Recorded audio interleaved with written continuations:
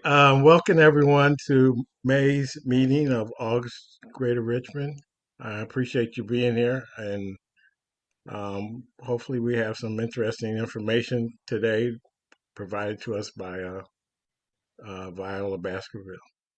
Want to just run through a few things that were in the agenda today. We got a report from our treasurer. The balance was reported in the agenda as $1,274.73. She corrected me last night that it's actually $1,374.83. So it's a little bit more than what's listed here. Our membership report, Ron Stiles provided, that went out earlier in the week. Hopefully you reviewed it. If you had any questions about it, please contact Ron. We have a total membership roster currently of 87 people, and there are still some people who have not paid 2020 dues. Please get that into us. You can use the Cash App that's in the website. Obviously, we're always welcoming new members. We've had at least 14 new members this year, so thank you for those that have joined us, and hopefully, you feel that you're getting some good benefit out of being a member of our chapter. Just want to remind people that Glenda Jackie Boyd is our program chair. She is continuing to schedule people for the remainder of the year. We have openings from July through the end of the year, so we want to make sure that we get those filled. If you have someone that you know would be a great presenter, and um, if you could just get that information into Jackie or to me, that would be very helpful. We're always looking for some more interesting information. I think more and more people are finding a lot more information about their families, and we just want to make sure that we're sharing that information with everyone. Last month, we had our workshop canceled because our presenter, Joseph Rogers, was under the weather. He is much better now, and he's going to be our presenter in June, on June 25th. So you'll see more information coming out about that. Joseph Rogers is a very, um, what I say, a very active young man in the whole historical genealogy world. He currently is a member, works at the Virginia Museum of History and Culture. So he's got a lot of good information about his family and also some great information about what's happening with the Virginia Museum, which just opened up last, reopened. The guy that's doing the presentation. Come on. That's Rogers, yeah. Belong to Virginia. Museum are doing. Ah, that makes sense. This month, just great news. We got a grant from Virginia Humanities for $5,000 to build a new and extensive website. This is going to help us not only just getting information out, but also receiving information in. We're looking forward to a lot of people being able to use our site to do things like store information, share information um, that other people may have find useful. So you'll hear more about this as we go along. We are looking for people that want to help with this project. It should take probably about 12 months. I'm sorry, 6 months. And if you have some interest, let me know directly if you want to be a part of that process. The August election just completed. Hopefully, people voted. You'll get an announcement. I think it's probably going to come out next week. We elected a new national president and a new national treasurer. You'll hear information about that. Hopefully, you're getting email from AAHGS National. If you're not, please let me know. if we have a problem in the system where you're not being contacted. Hey, Larry, this is Robin. Good morning, Robin. For the quality of our recording, could we ask everyone to mute if they're not speaking? That's a good point.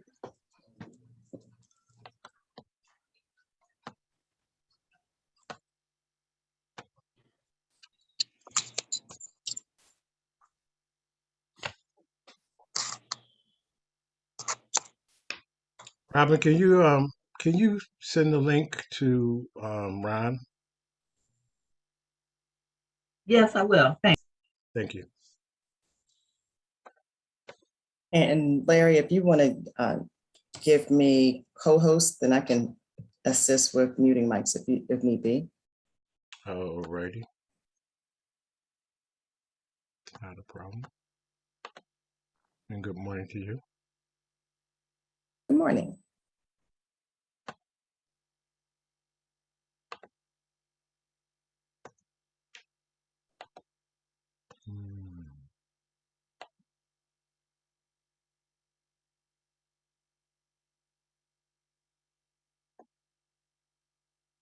I'll have to find your name. I guess I could type it here.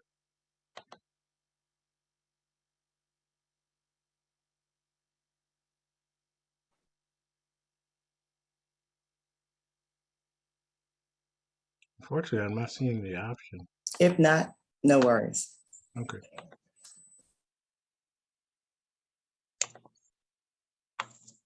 Just to continue, our national has really been looking for people to assist with the conference for this year. Conference is in October. I sent out a list of different committees and positions that national would like some volunteers for. This is really a great opportunity for you to work with the national AAHGS and assist our genealogy society. So please take a look at those items that were listed in the email. If you have any questions about them, please contact me. I think you can find some things of interest.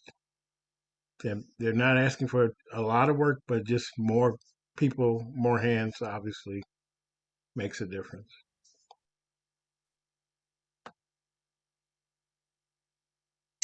The nominations for award process is still open. That ends on June 15th. If you so inclined, you can put out there a nomination for an award. Take a look on the AAHGS national website, and you'll see that process out there.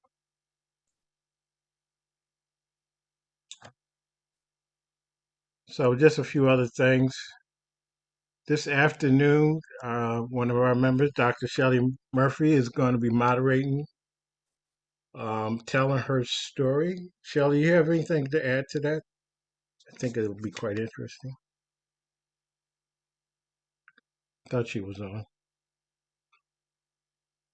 The link is here. If you there was an email that was sent out also with the information. This is for the International African American Museum, which is opening up later this year.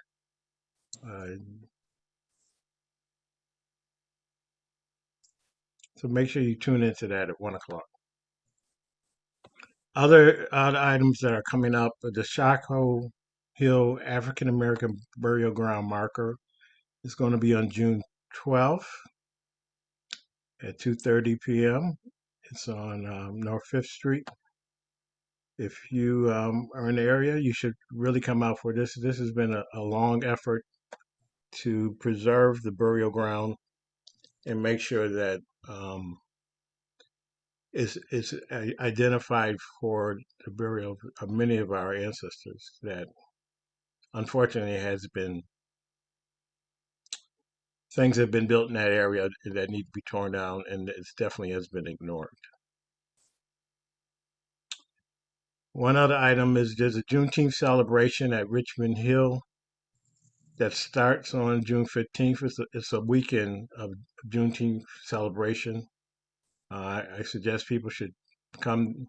There's going to be a lot of different exhibits and also information about the enslaved dwelling that's on the grounds of Richmond Hill that's going to be restored. So that's going to be a very interesting and exciting presentation. Any other local events that people are aware of?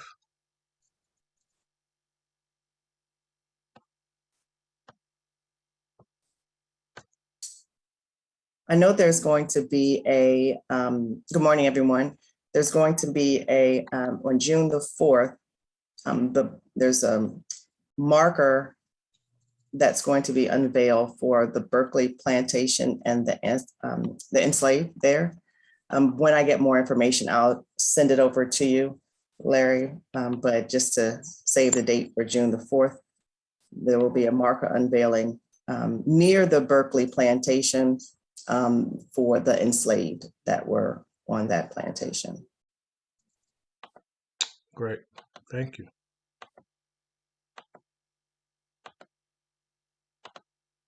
Any other information that's care to share with the group?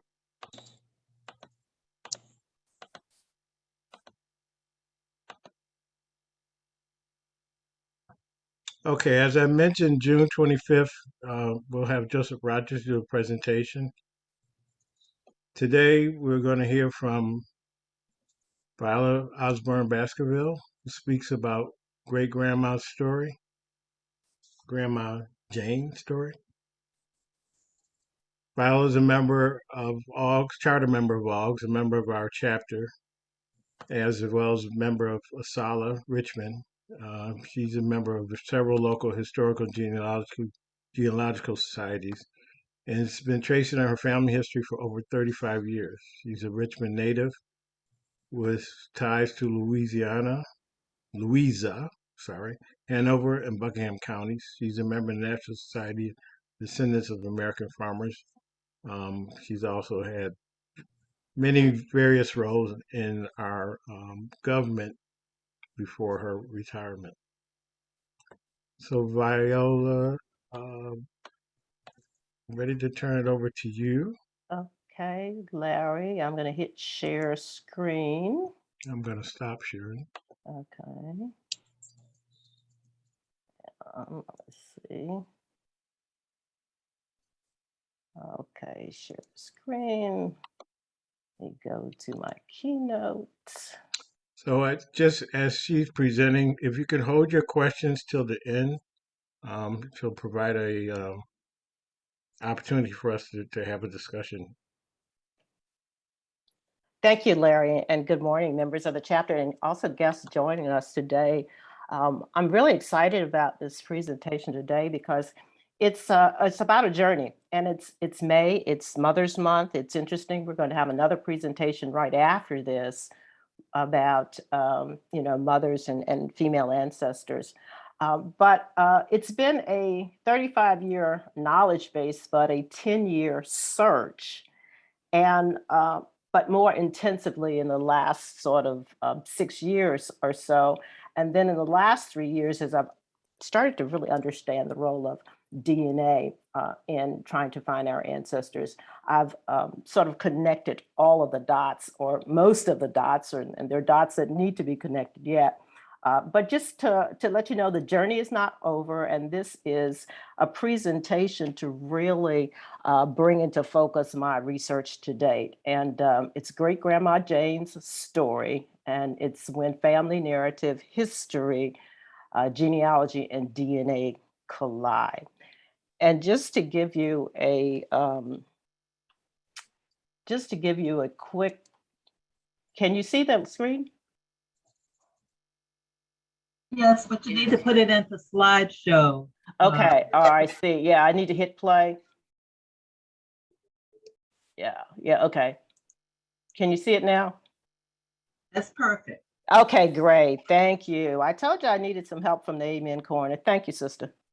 So the day's agenda is just briefly a personal case study that is going to look at the oral narratives and demonstrate how those family oral narratives, direct evidence, history and DNA evidence really complement each other in the process. We're going to be looking at documents that I've researched, and we're going to look at also understanding the impact of historical events. Time and place really matter in our research of our ancestors. And hopefully, by overlaying the DNA evidence, we can share some possible road maps for the future and what else needs to be done and some research tips. So just to orientate you to who Great Grandma Jane is, I wanted to take a snapshot of Grandma Jane and her female descendants. Here I am over here, way over here on the bottom right. There's a little photograph of me. The letters are to maintain the privacy of those living female descendants of Great Grandma Jane. Of course, I have two sisters, and then one sister has a daughter. That daughter has another daughter. So you can see we're probably into the third great grandchildren of Grandma Jane. And the photo right above me is my my mother. You can see my mother right there, Josephine Braxton Osborne. And then to her left is her sister, Janie Braxton Woolridge. She had only one daughter, but that daughter had three daughters, and then one of those daughters had a daughter. So we'll see another third great granddaughter of Grandma Jane. And then to the left, Dimple Braxton, never married. She did not have any children. And so the female, having female descendants from her is not going to be possible. So, but if you go then to the level above my mother, right to the left, you'll see her mother, Ellen Johnson Braxton, who died in 1953. And then Ellen had a half sister, Mary Eliza West Hooker, who also died that same year. And then those are the only two female descendants of Great Grandma Jane that I have found. So that gives you the sense of where we are and who we're trying to connect back to.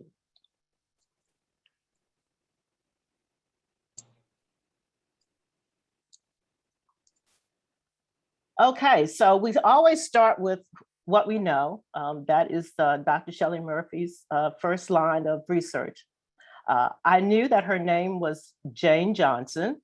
I knew that she married a Giles or a John Johnson. We have two different names, first names for Mr. Johnson. I knew she lived in Louisa County, Virginia. I also knew she had two daughters who were half sisters, as you just saw the photographs of, Ellen and Harriet Elizabeth Johnson. And I don't know why her mother gave her all those names, but she gave her all those names.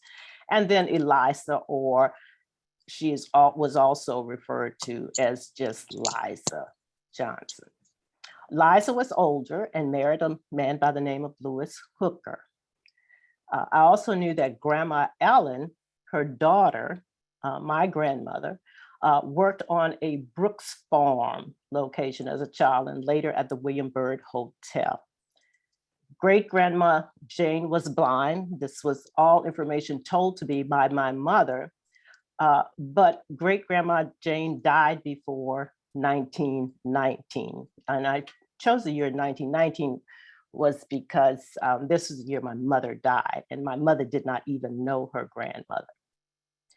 My mother relayed to me that the family often took ferry trips to Bumpus, Virginia. You've heard the song, Can We Ferry On Down? Well, a ferry is a photograph there shows you an open carriage where the kids were in the back and the adults in the front driving, probably my grandfather driving a horse-drawn carriage to go from Richmond to Louisa County. And the last little interesting tidbit of information that my mother told me was that Grandma Ellen could make wine. And I think that was a probably interesting piece of information, but it'll come in, as you'll see in the future. Just to orientate you to where Louisa and Hanover counties are, we knew that Bumpus, Virginia is located in Louisa County. It's central Virginia, about 15 miles from Jackson. You can see Jackson at the lower end of the county map, and Bumpus up to the sort of the northern part of the county. And then there's another area called Fredericks Hall. All of these areas about 40 miles west of the city of Richmond, and Richmond is centrally located in Virginia. Louisa County was formed from Hanover County in 1742. And so there were many families that were on the line between Western Louisa County or Eastern Louisa County and Western Hanover County. Fredericks Hall is known as for its military depot, and it was a travel highway for military troops ran through the county. The railroad at Fredericks Hall linked Virginia to the west around 1836.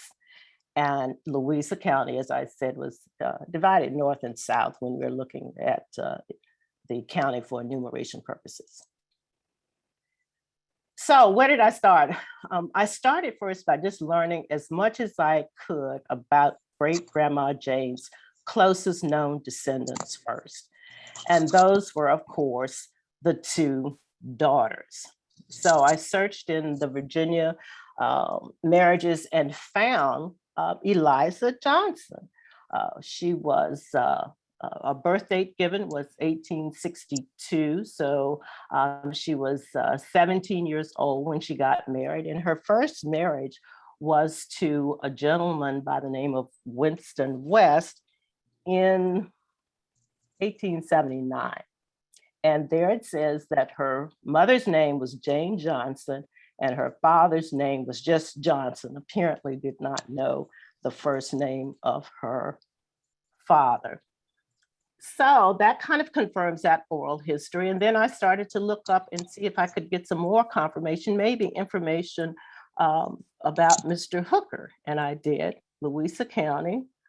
And the marriage date was again confirmed as a second marriage. We don't know what happened to Mr. West. He must have died sometime between the 1879 marriage and the marriage in 1896 to Mr. Lewis Hooker. But they were living in Louisa County. And so that confirmed that piece of information. Then I wanted to also look at where they were later on in time. And we see in 1920, they were in Jackson, Louisa County, Virginia, was where they were living. And her name is, we found out her first name is Mary. So it's Mary E. Hooker, Mary Elizabeth Hooker. She is 6 years older than he is. So that confirms that piece of information that was given as family oral history. And they lived on Cruiseville Road. So here's a picture of my grandmother, Ellen and Harriet Elizabeth Johnson Braxton, married to Charles Carey Braxton. We find out, we were looking for the names possibly of Grandma Ellen's father, but in the marriage license, it's just listed as J. And the mother again is confirmed as Jane Johnson and husband Charles C. Braxton. So this confirms the information as far as the names, it confirms the information of the relationship. And it also lets us know that Louisa is the place to start but it says marriage place Hanover, Henrico, Virginia. So we have 3 different localities. We have Louisa County, Hanover County, and we have Henrico County. So we're going to look for finding more information about great-grandmother's Jane stories. Are we going to look at Louisa, Richmond, Hanover, Henrico? Richmond I put because that's where my mother grew up, in Richmond. So I turned to looking at what did the area look like around 1810 or so, because that was, or 1900, because that was the date I had for the marriage of my grandmother. And we found that if we go to the 1908 Sandburn fire and insurance maps, we see the red line shows the street that goes from the city of Richmond into the county of Henrico, where we know our grandparents lived. We knew that Grandma Ellen had married Grandpa Charlie, who was from Hanover. We knew that they moved to Richmond from Hanover County after the birth of a few of the first older children, that they built home on land that was in Henrico prior to 1946. So they were actually in the county of Henrico, because if you follow that red arrow all the way up to that star, you will see they were outside of the boundaries of the city of Richmond. They were actually in Henrico, and that star is approximately where they built that house. They raised 13 children, but by looking at this map and also knowing a little bit of history, we knew that in 1946, that area was annexed. So the boundaries of the city expanded out after 1946, but we are looking for information before that time. Again, where should we look? City of Richmond, Henrico, Hanover. Currently, the location is in the city of Richmond. So I did not know when great-grandmother Jane was born, but I said, can I find a death certificate? So we went to look for the search for vital records, and we looked again for death certificate. And I was looking all over in the city of Richmond. The death was not in the city of Richmond, it was in the county of Henrico, where it states at the top, you can see pre-annexation, the location was in the county of Henrico. And it was in a district called Fairfield, which we are very familiar with, and in a subsection called Woodville. And that's where we always refer to, was where we were from, was Woodville. It clearly states that the full name was Jane Johnson. 1916 death certificate says she died January the 21st, 1916. As of 1912 or so, Virginia was required to have death certificates at the state level. So I lucked out and found this death certificate of great-grandma Jane.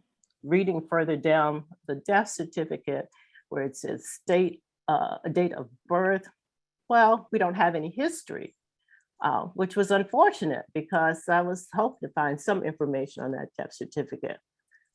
The age given was about 64 years of age. And the informant we read further down was Charles Braxton. So this is the correct Jane Johnson, who gave the information, but he did not know. He did not know her parents' name. He assumed she was born in Virginia. Looking at the time of death, which was, I think, 10 p.m. or so, he could have been at home while Grandma Ellen was working. And so he was the person to give the information. It would have been great if it had been my grandmother, Ellen Braxton, who had given the information, but she didn't. And finally, from the Burroughs death certificate, we found that she was buried in Greenwood Cemetery, which was later renamed East End Cemetery in the city, bordering the city of Richmond and Henrico County. And so the whole time that we were searching for where she was only buried about 3 miles from where my mother actually grew up. My mother never knew this the whole time my mother was alive, but we do know that she's buried in Easton Cemetery in Richmond. Been out there to try and find a marker, but have not been able to find a marker for great grandma Jane. So moving back in time, I went back to search since I found out that she died in 1916. I said, well, let's search the closest federal records. Closest federal records to her date of death would have been 1910. And I searched all of those records for Hanover, Henrico, and Louisa County to find a Jane Johnson. But I did not find any plausible candidate for my Jane Johnson in any of those areas. I then searched the 1900 federal census. I found a Jane Johnson who was widowed in Fluvanna County, but I did not have enough information, even looking at the people in the community around her, to say this definitely was my Jane Johnson. I searched 10 households before her and 10 households after her for her daughter, Eliza. Remember, Eliza would have been married at this point, but I could not find an Eliza West. Or basically, really Eliza Hooker at this point, because her first husband had died. So I finally went back to the 1880 federal census. We're going back in time to find Jane Johnson. And lo and behold, I found a Jane Johnson in Jackson area, Louisa County, who's widowed, was born about 1845. The blue highlighted area says she was a servant working on a farm. And the yellow highlight on the census record is Jane Johnson, servant, works on farm, 35 years of age. And lo and behold, we find that there are 2 individuals named Brooks, with the surname Brooks, who are farmers. Remember, Grandma Ellen worked on the Brooks farm as a child.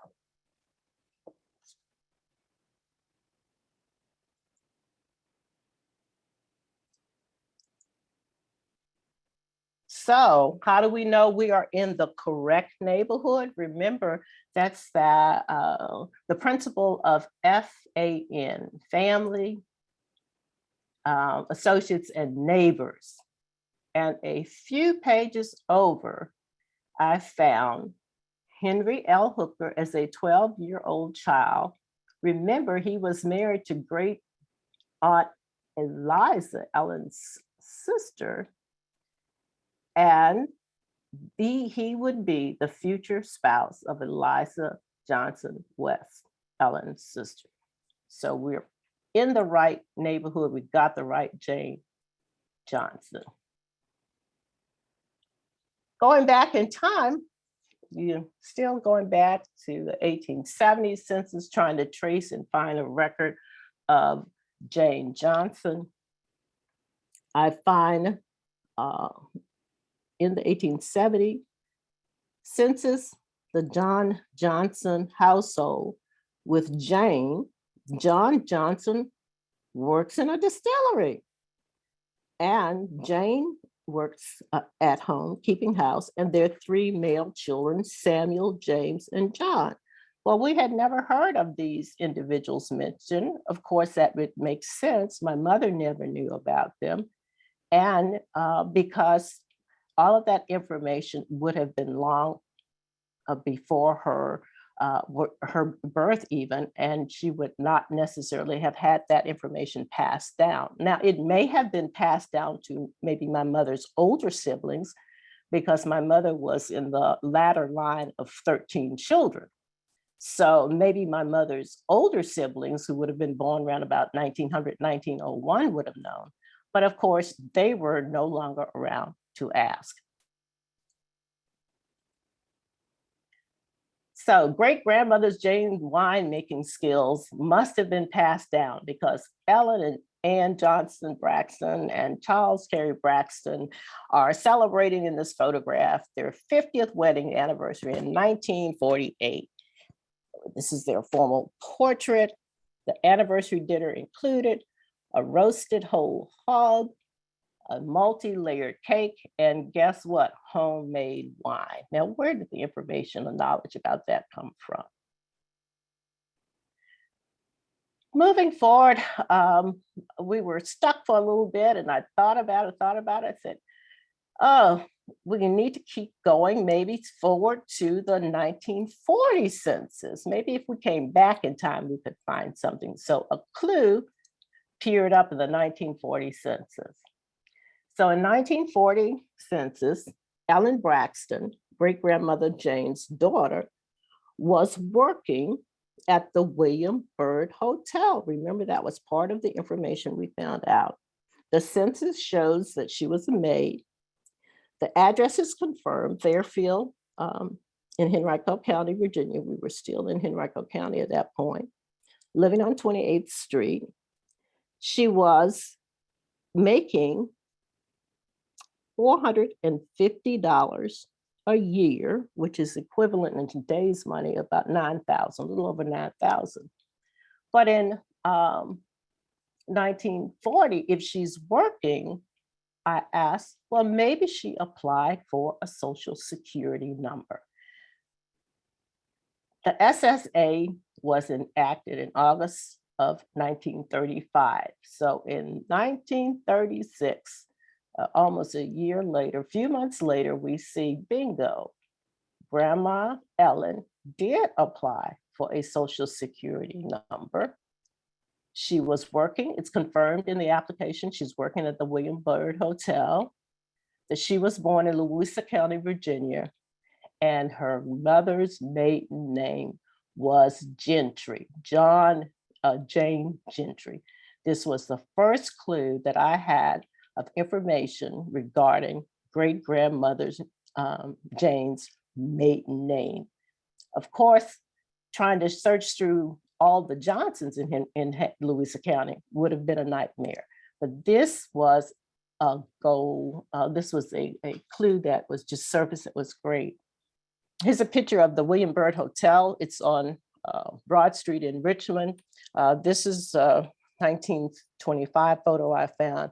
And the little Persian cat there is put there for a story that my mother told me, that while her mother was working, Ellen Johnson was working at the hotel, there was one of the tenants there who had a Persian cat, white Persian cat, and the tenant taught the Persian cat how to use the bathroom using the toilet that in the apartment. So the interesting information that you find that individuals share is amazing. But this gave me a maiden name for my great-grandmother Jane. It also gave me a date of birth that is January 2nd, 1881, that conforms to the estimated birth year, 1881, that is in the United States federal census for 1940. So, reviewing the evidence to date, we have Ellen was born in 1881 from the Social Security application. Eliza, her sister, was born in 1862 from the marriage record.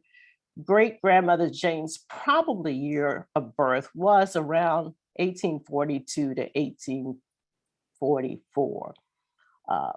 That there was a 35-year-old Jane Johnson in the Jackson district, and great-grandmother Jane was born around 1845, according to the 1880 federal census. This is close enough to the other two guesstimates. She was identified as a widow, though, in the 1880 census. So my question then was, if Grandma Ellen was born in 1881, who was Grandma Ellen's father? And then we also find out that 1845 birth year is consistent with the 26-year-old Jane Johnson, who lived in Frederick Hall in the 1870 federal census. So all of this is starting to line up.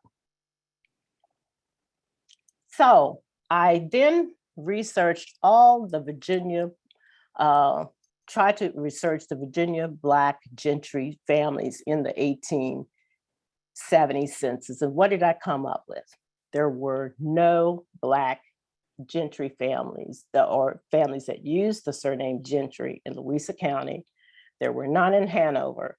There were none in Fluvanna County.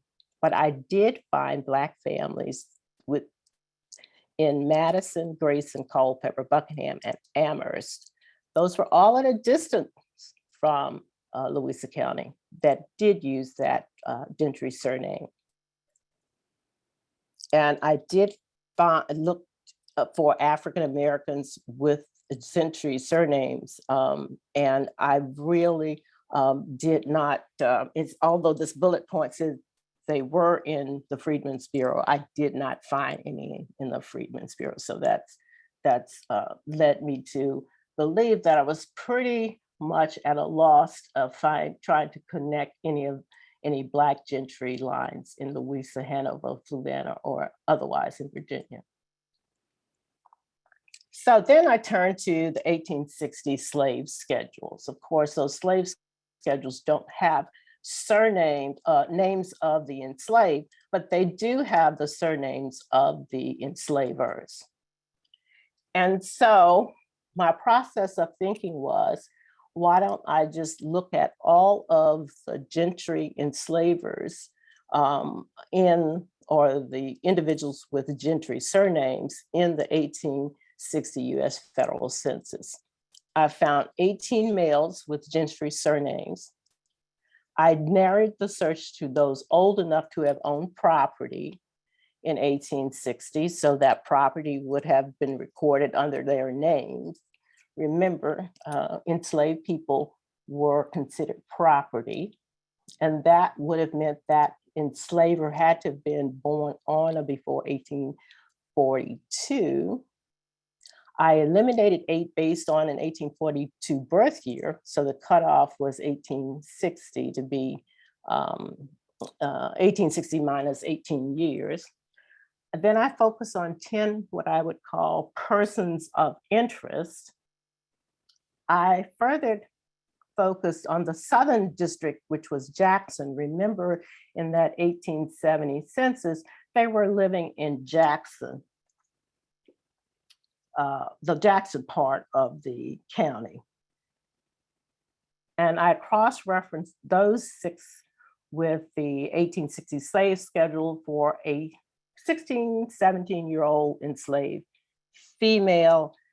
And then I searched Louisa County for wills and deeds.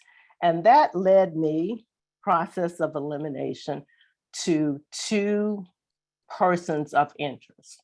One was Claiborne W. Gentry, and the other one was William N. Gentry. Both lived in the Southern District of Louisa County, and both, when we looked at the slave schedule and looked at the number of enslaved individuals, both surfaced with females that were 16 or 17 years of age. So where should I turn next? Should I look at slave birth records, deeds, wills, estate records, property inventories, chancery court records? I did make a trip to the local Louisa County clerk's office and did also find these 2 people who were listed among the records.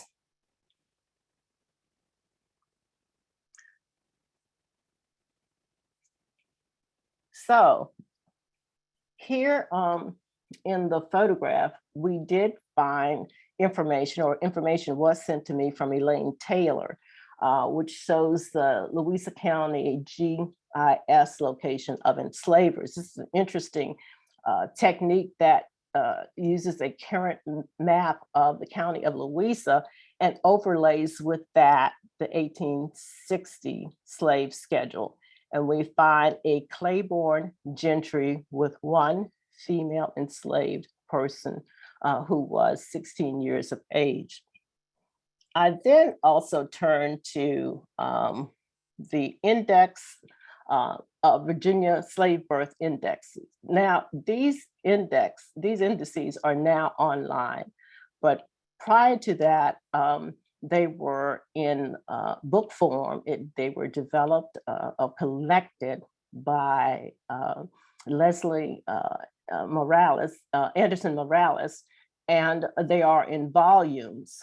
So you can purchase those at Amazon, through Amazon, but Family Search now has these records online. And so in searching the Virginia Slave Birth Index for Claiborne W. Gentry, I found that there was an enslaved female, Jane, who had a son, Richard, who was born in November 1859, and then a son, Robert Lee, who was born 4th of June, 1864. Claiborne Gentry did not have any other female enslaved women listed under his name. And as I looked for Louisa County and looked at other enslavers, there were not any other enslavers with an enslaved female whose name was Jane, who had given birth in those years in which the index was in place, between 1853 and 1865. So I was pretty sure I had narrowed down to the correct gentry. So I focused in on Claiborne Gentry. Well, who was Claiborne Gentry? And did he have a will? No, he didn't have a will, but his father did. And one of the resources that I use that has been tremendously helpful is the Index to Virginia Estates. And in volume 10, you will see the wills between 1800, 1865 that were written, that were from the counties that are listed on the cover of the book. These are available at the Library of Virginia. Great resources, saves a lot of time. I had actually gone to Louisa and found this will, but then looked up in the estate records and saw the will was recorded there. These records also, or these indices also indicate if there's an inventory of names of enslaved, or if there's been a sale or any other type of estate record.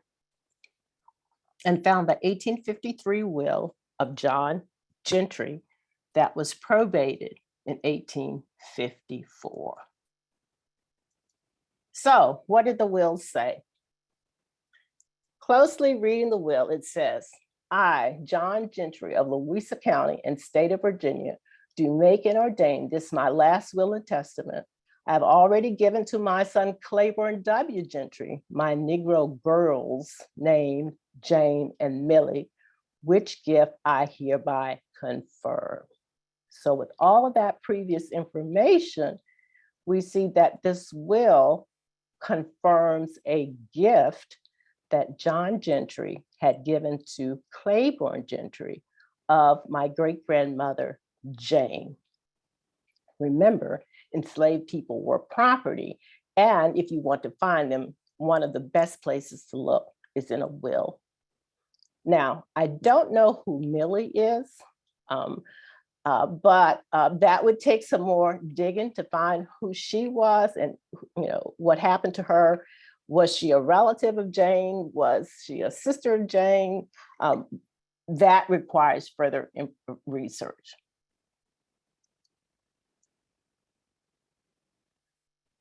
So we find the will that they were gifted. We look in the information Again, the will of the gift is reaffirmed in John's will. Millie is identified. Millie's age also corresponds to the 14-year-old in the 1840 slave census for Claiborne W. Gentry. So we have pieces of information such as circumstantial evidence, the birth name and surname, and the birth years all come together to pretty much give us with certainty that Gentry is the enslaver, and John Gentry was the enslaver who gifted my great-grandmother to his son. So who was John Gentry? John Gentry was a member of the Gentry family, Louisa County landowner. At the time that the record was the 1860 record was seen, he had given his my great grandmother Jane to Claiborne, but he in the 1850s he enslaved about 12 persons. He was the father of Claiborne Gentry. This is information taken from one of a family trees that you will see probably in Family Search.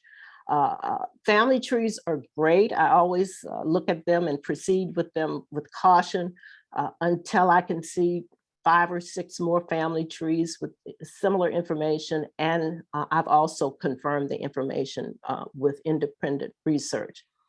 John Gentry was a private in the 7th Regiment Grays from Louisa County, and he served in the War of 1812. So, questions. So how did great-grandmother Jane end up in John Gentry's household? Where was she prior to being in Louisa County, Virginia? And was there a Louisa County deed or property record showing her being conveyed to John Gentry? I did not find one in the Louisa County courthouse. So I was at a loss. I was really feeling frustrated. I've come this far, but then bingo, DNA match surfaced in 2015. So the DNA match was an interesting one.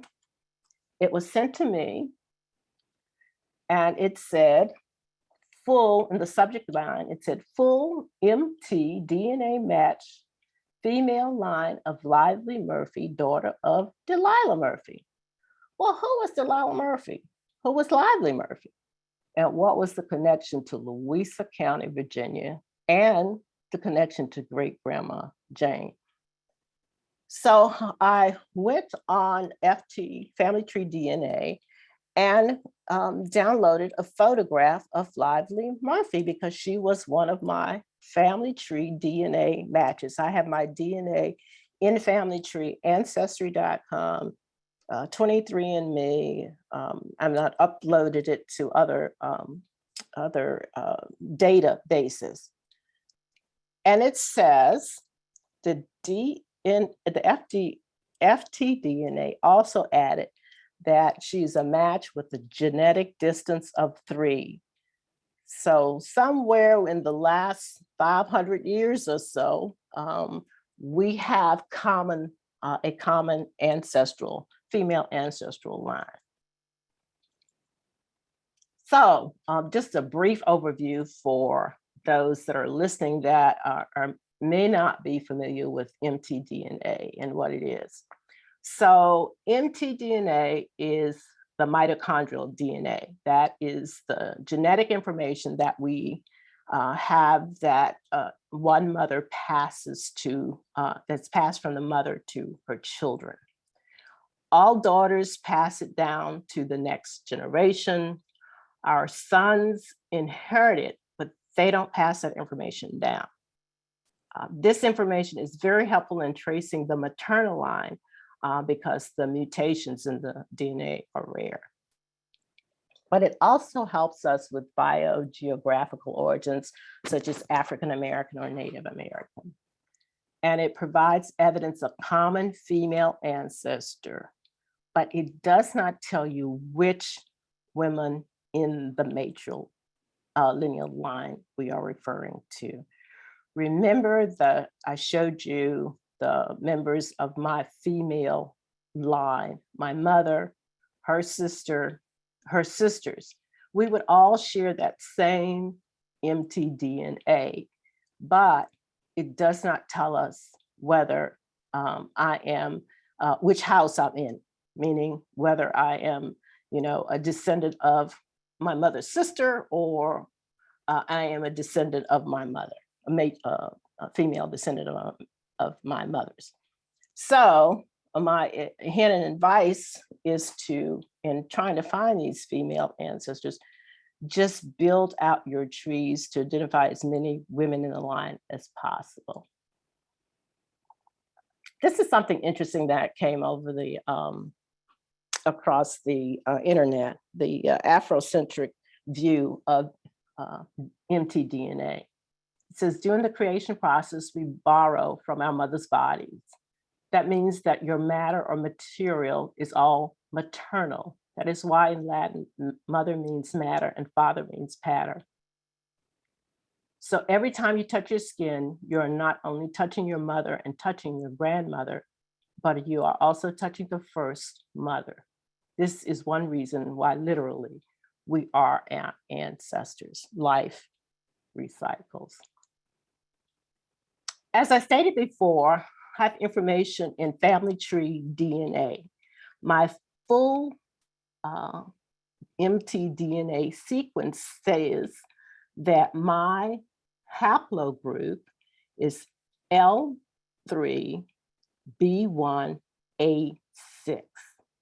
Now, L3 means that my mother's way back in time came from Africa. The B1 and the A6 further delineate trees of my maternal tree. So this gives further information about that African line, or that line that came out of Africa. If you look down at my matches, where it says the black arrow that says the coding areas, those is the most specific coding matches that we can find. You'll see that we are looking at hints of United States Native American.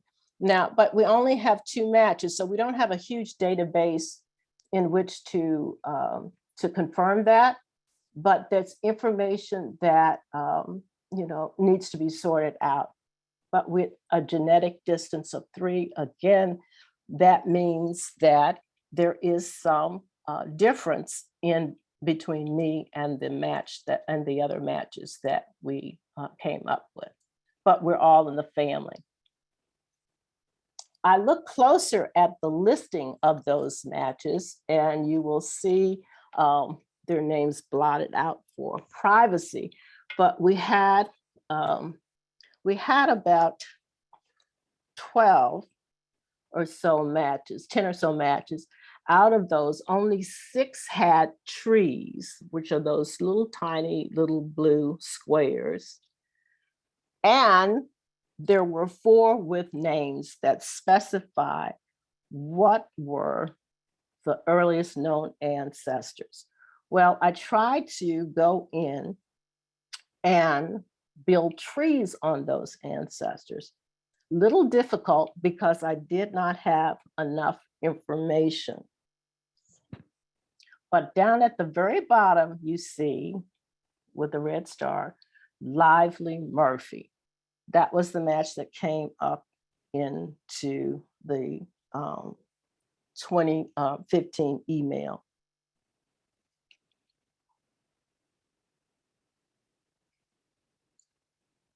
So, who was Lively Murphy?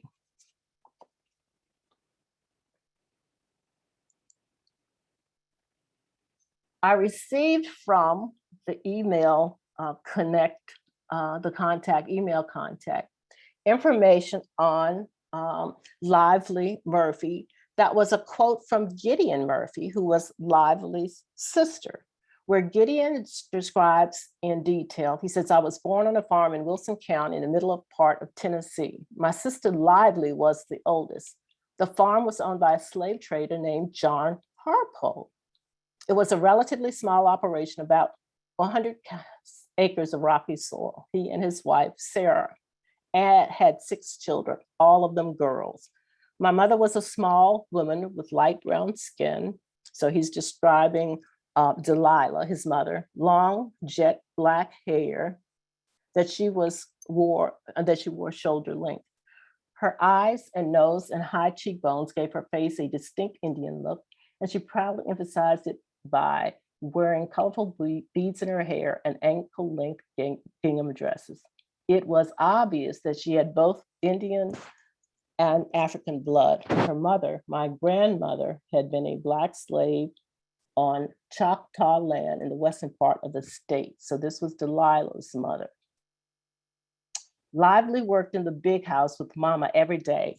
It was from Lively I first heard Master John was planning to move to Arkansas. And this was an interesting first person account, and that was given to me by the same person who had sent me the email. So I did some research and I confirmed that Gideon's first person account was correct.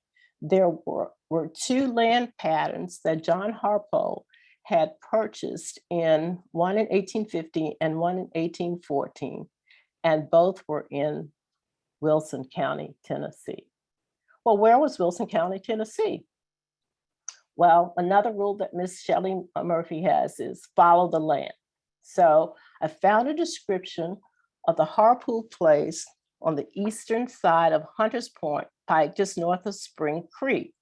This belonged to John Harpo when Wilson County was formed by Act of the General Assembly in Tennessee, 1799. It was the place where the first court was held in Wilson County by a provision contained in that act in 1799 and for 2 years thereafter. Hunters Point is now Highway 231, and Spring Creek is bordered by Bellot's Field.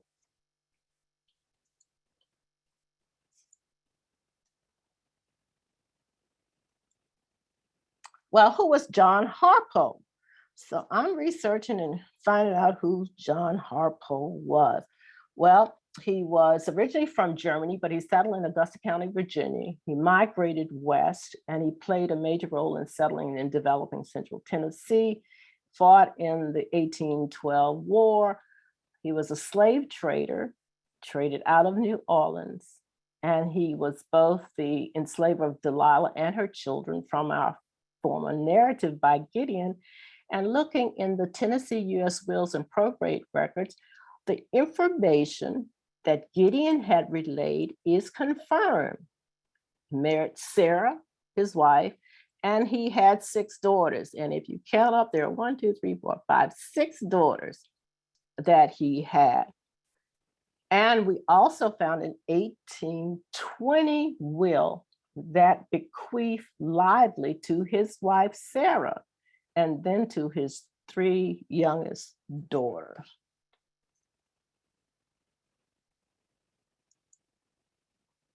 So if we look closely at his 1820 wills, we find that he says, I will and bequeath to my wife, Sarah, 1 Negro boy called Reuben and 1 Negro girl called Lively, to be hers during her natural life and upon her decease to fall to my 3 youngest children. And the 3 youngest children were those girls that were mentioned before. So just give you a quick map of where we were in 1820. We're looking at Tennessee down to the right, Arkansas is over to the left. We see that Illinois is a free state, and we also see that we have free state of Kansas to the left of Missouri, and then Indian Territory. but they wanted to leave. They were planning to leave to go to Arkansas. In 1820, what was happening? The Missouri Compromise. So that meant that no state north of 36 degrees 37 could enter as a slave state, except Missouri. In 1821, Missouri entered the Union as a slave state. And during that time, 1820 to 1837, Lively's is in Tennessee with Sarah Harpo. We have 1830, increased movement begins to happen with people going to Arkansas from Virginia and Tennessee. 1836, Arkansas is admitted as a slave state. And in 1837, Murphy's Cassandra, the youngest child of one of the youngest daughter of John Harpo, marries Mr. Murphy. So, what were the incentives and why were people moving to Arkansas? Remember, Gideon had said, Mr. Harpo had talked about going to Arkansas. Well, Arkansas had a donation law where settlers could obtain tax-forfeited land by paying the taxes in the future, meaning get land now and pay taxes in the future. So follow the money. But in 1850, the law was amended and the family permitted as many 160-acre plots as members of the immediate family. So more people were encouraged to go west. States like Massachusetts, New York, Pennsylvania, Georgia, and Virginia, those families continued to settle in Arkansas. So in 1837, you see Cassandra Harpo marrying John Murphy, and they're moving from Tennessee to Sevier County, Arkansas. In 1838, the Murphys have a son, Richard, but in 1839, wife Cassandra dies. Murphy purchases another 320 acres in Wisconsin. This man has all this money. 1840, he dies, and the household moves to Hampstead County, Arkansas. Now remember, Lively's not in the household yet. These are other enslaved people that are with Cassandra Murphy moving to Arkansas, but they were ancestors of Lively's. So in 1843, the Murphy estate has 3 land patents, which we found, totaling 240 acres. 1841, because Murphy has died, Murphy's brother-in-law, George Hill and William Crabtree, were appointed executors of Murphy's estate. But in 1841, George Hill resigns as the executor, leaving only William Crabtree. So William Crabtree has say over in carrying out the provisions of John Murphy's will. John Murphy's estate has the enslaved of Lively and Delilah's family. But they've relocated by this time to Arkansas.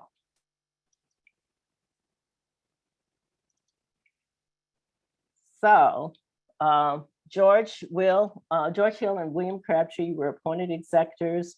As I mentioned, William Crabtree was a cotton gin manufacturer and enslaver.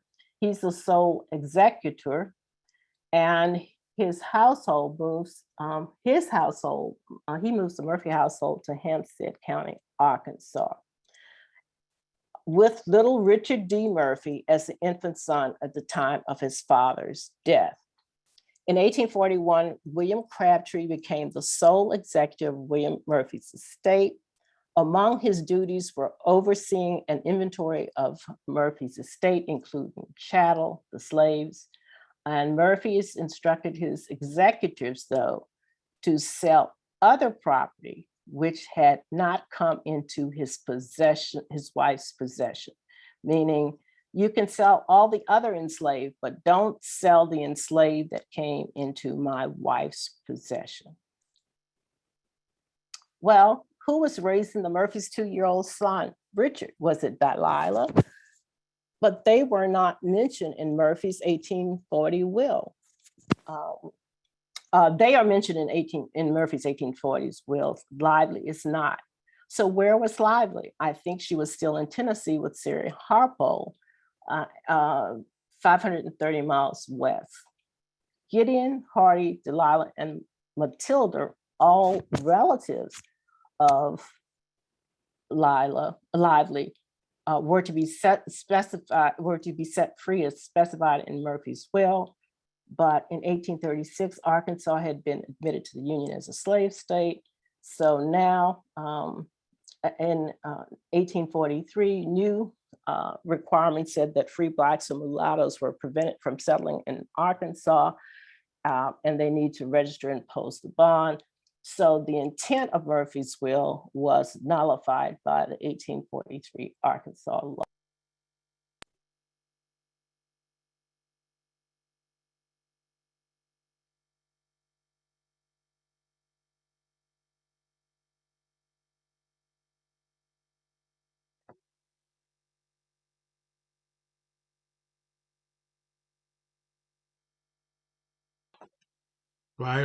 Viola, you're muted.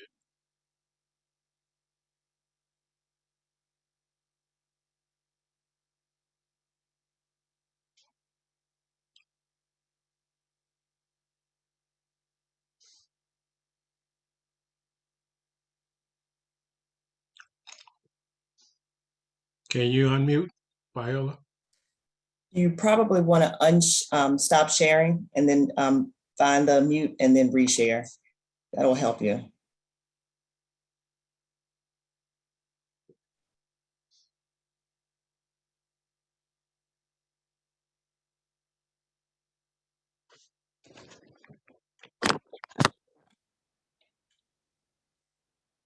And Larry, you might can, if you go down to your share, you might can stop the share so or you might can unmute her.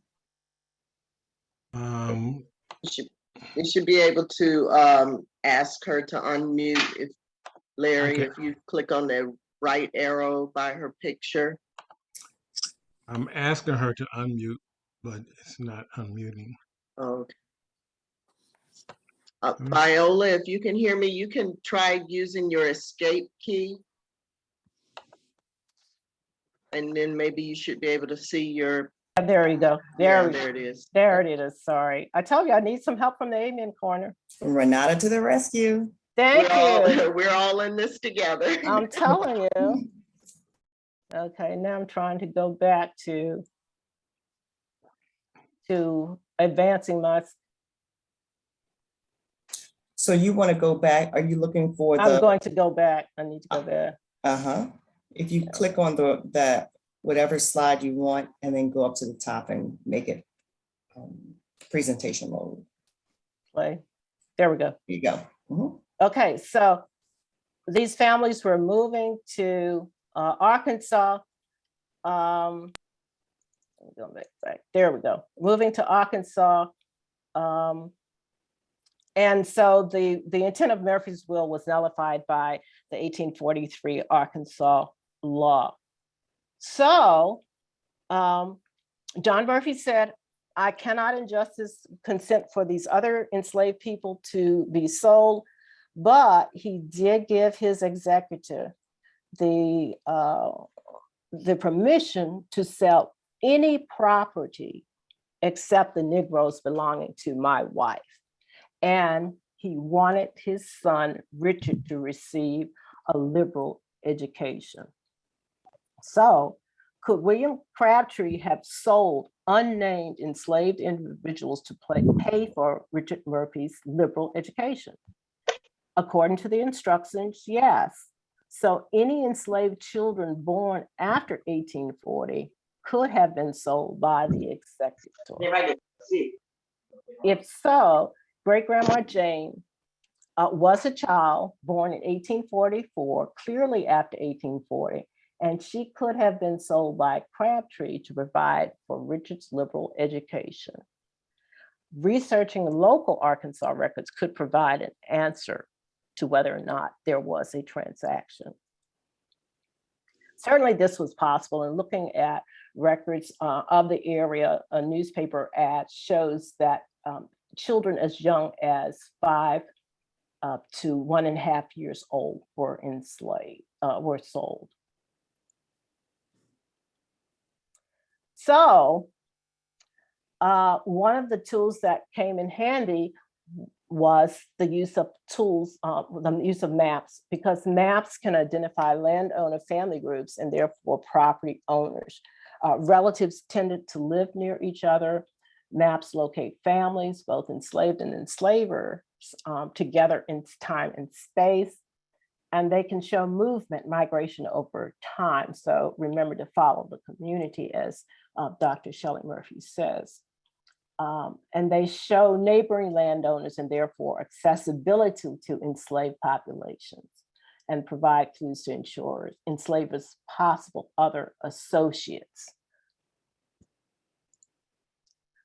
So what popped up in my research tools was, if I'm going to be able to follow the land, I needed some maps. So I came across family maps of homesteaders that show roads, waterways, train towns, cemeteries.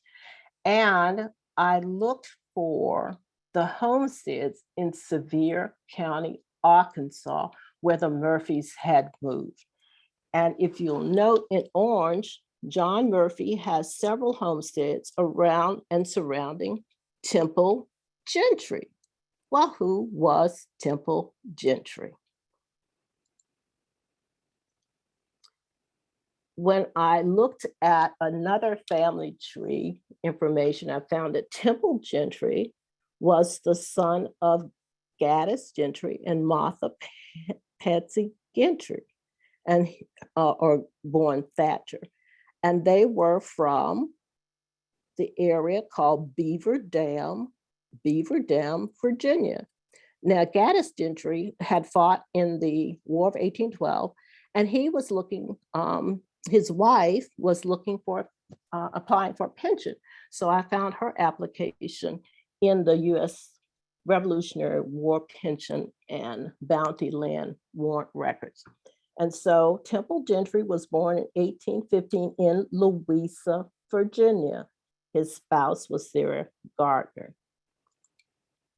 And following Temple Gentry just over time in the 1820, 1830, and 1840 census, we see him in 1820 in Louisa, 1830 in Louisa, but by 1840, he was in Sevier County, Arkansas, on or near the Saline River. And he had enslaved people. He had first in 1820, he had 3, but by 1840, he had 15. Well, he was in Arkansas in 1840. My question is, why? Why was he in Arkansas? Well, the call at the time was to go west. And in 1839, clearly Temple Gentry was in Sevier County, Arkansas. He could apply, he could submit an application to acquire title lands by paying cash. And he did so by paying cash for 2, but you had to go and live on the land. This was so that we could not have people speculating.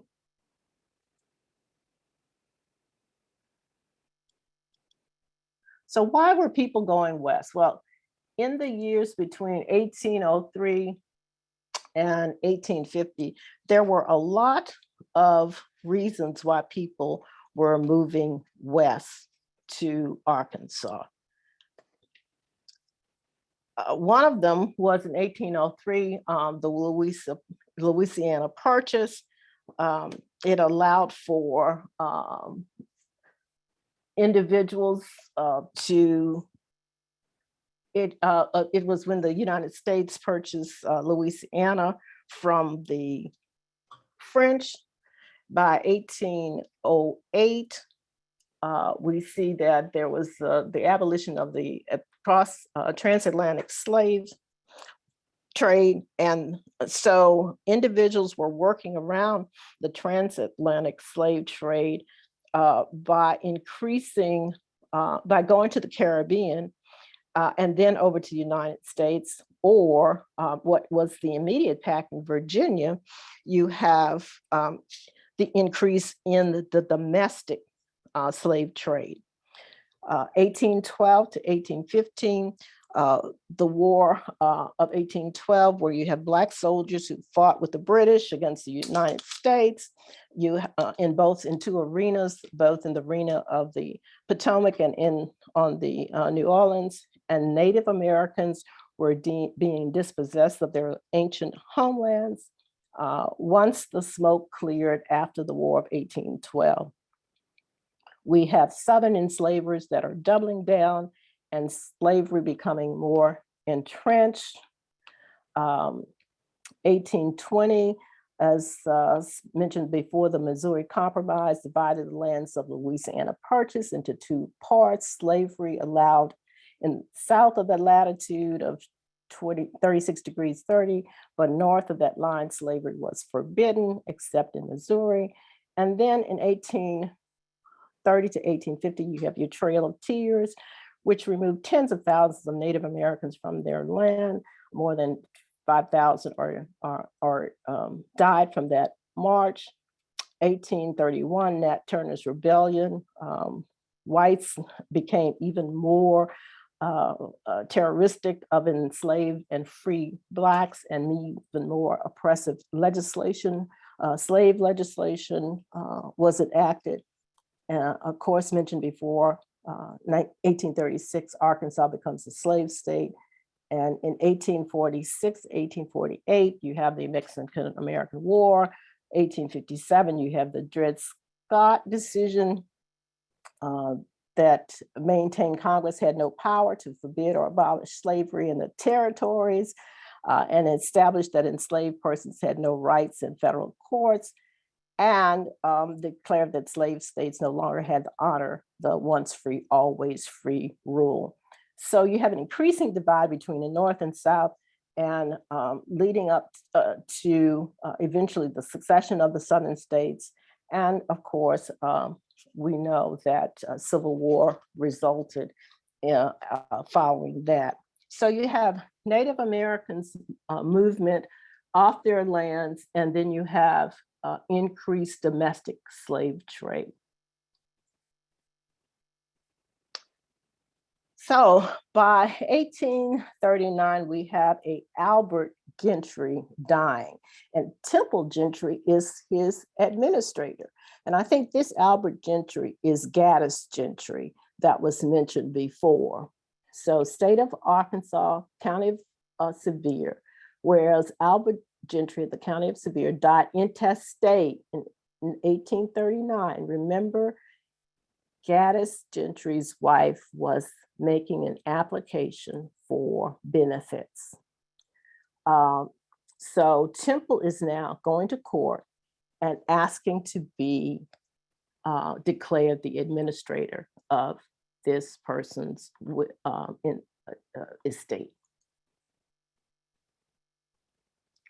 And it says, to wit, Albert Gentry died without, this is the Arkansas will, died without, actually the going into court to be administrator. To wit, Albert Gentry died without a will so far as he knows, and believes that the value of the estate of the deceased is about $300, that the names of the heirs of the estate are Robert Gentry, Polly Gentry, and Turner Gentry of Louisa, Caroline, and Hanover counties in the state of Virginia. And Nancy, I think it's Mabry, of Tennessee, and Temple Gentry, and Hobson Gentry. Hobson was Temple's brother, and the county of Sevier and the state of Arkansas. Here we have the connection between the Gentry family, the Gentry surname, the Gentry family, Virginia, specifically Hanover, but remember Hanover and Louisa are right on the border to each other in Virginia, and Temple Gentry.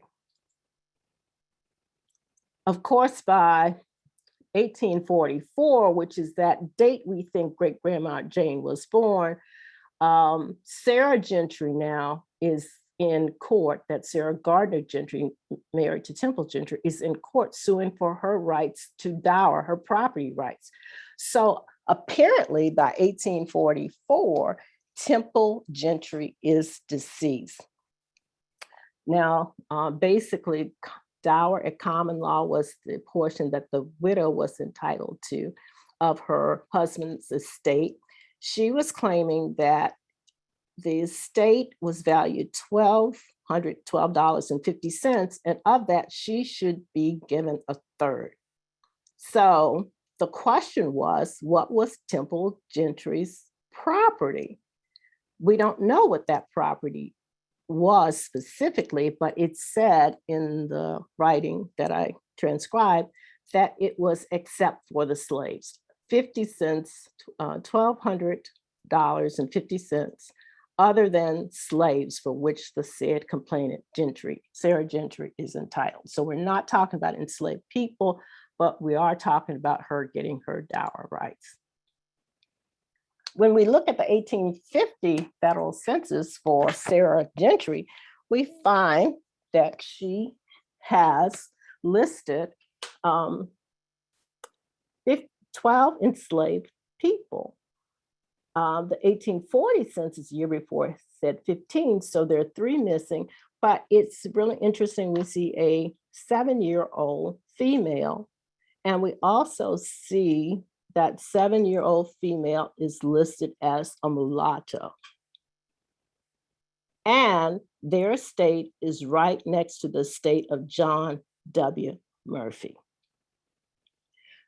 By 1860, though, Sarah Gentry's enslaved population had decreased noticeably. So between the 1850, 1860, did she convey, did she sell? Where are those other enslaved individuals? Well, that will take a little more digging, but meanwhile, we had an autosomal DNA match to surface. That autosomal DNA match to surface, because my database is in Ancestry, was a European male Gentry who was a descendant of Hugh Gentry. So saying that Hugh Gentry, he had also his tree listed. See, my ethnicity matches and his.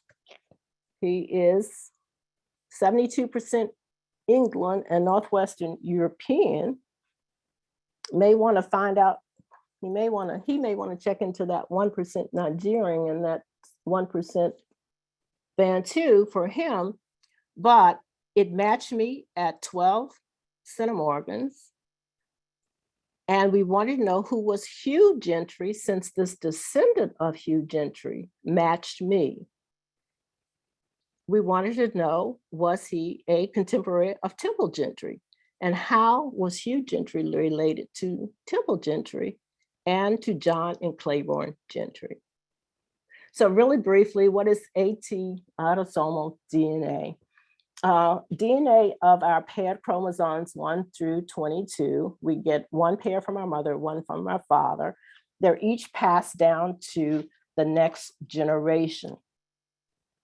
DNA testing is used to estimate ethnicity and find genetic cousins, that we've seen in the previous slide, and DNA shared by individuals. So when we look at the amount of shared DNA, the centimorgans, is used to hypothesize genealogical relationships and also possibly to identify an ancestor that provided some segment of the DNA with a genetic match. So I'm trying to find the Gentry connection. So I could go old school and go look up, family history, or I could connect to the other genealogical Facebooks, which I did both in Hanover and Louisa. And I was gifted with information that there was actually an online journal called the Journal of Gentry Genealogy, because there are a lot of Gentrys in the United States. And from that information in that Gentry journal, I was able to reconstruct a portion of the Gentry family lines that are applicable to me from Louisa and Hanover County, Virginia. And these are the Virginia Gentry families. We focused on Joseph Gentry, the second from Hanover, who had 3 sons, William, John, and Joseph. When we look at John in the middle, John had a son he named John, and then John had a son named Hugh.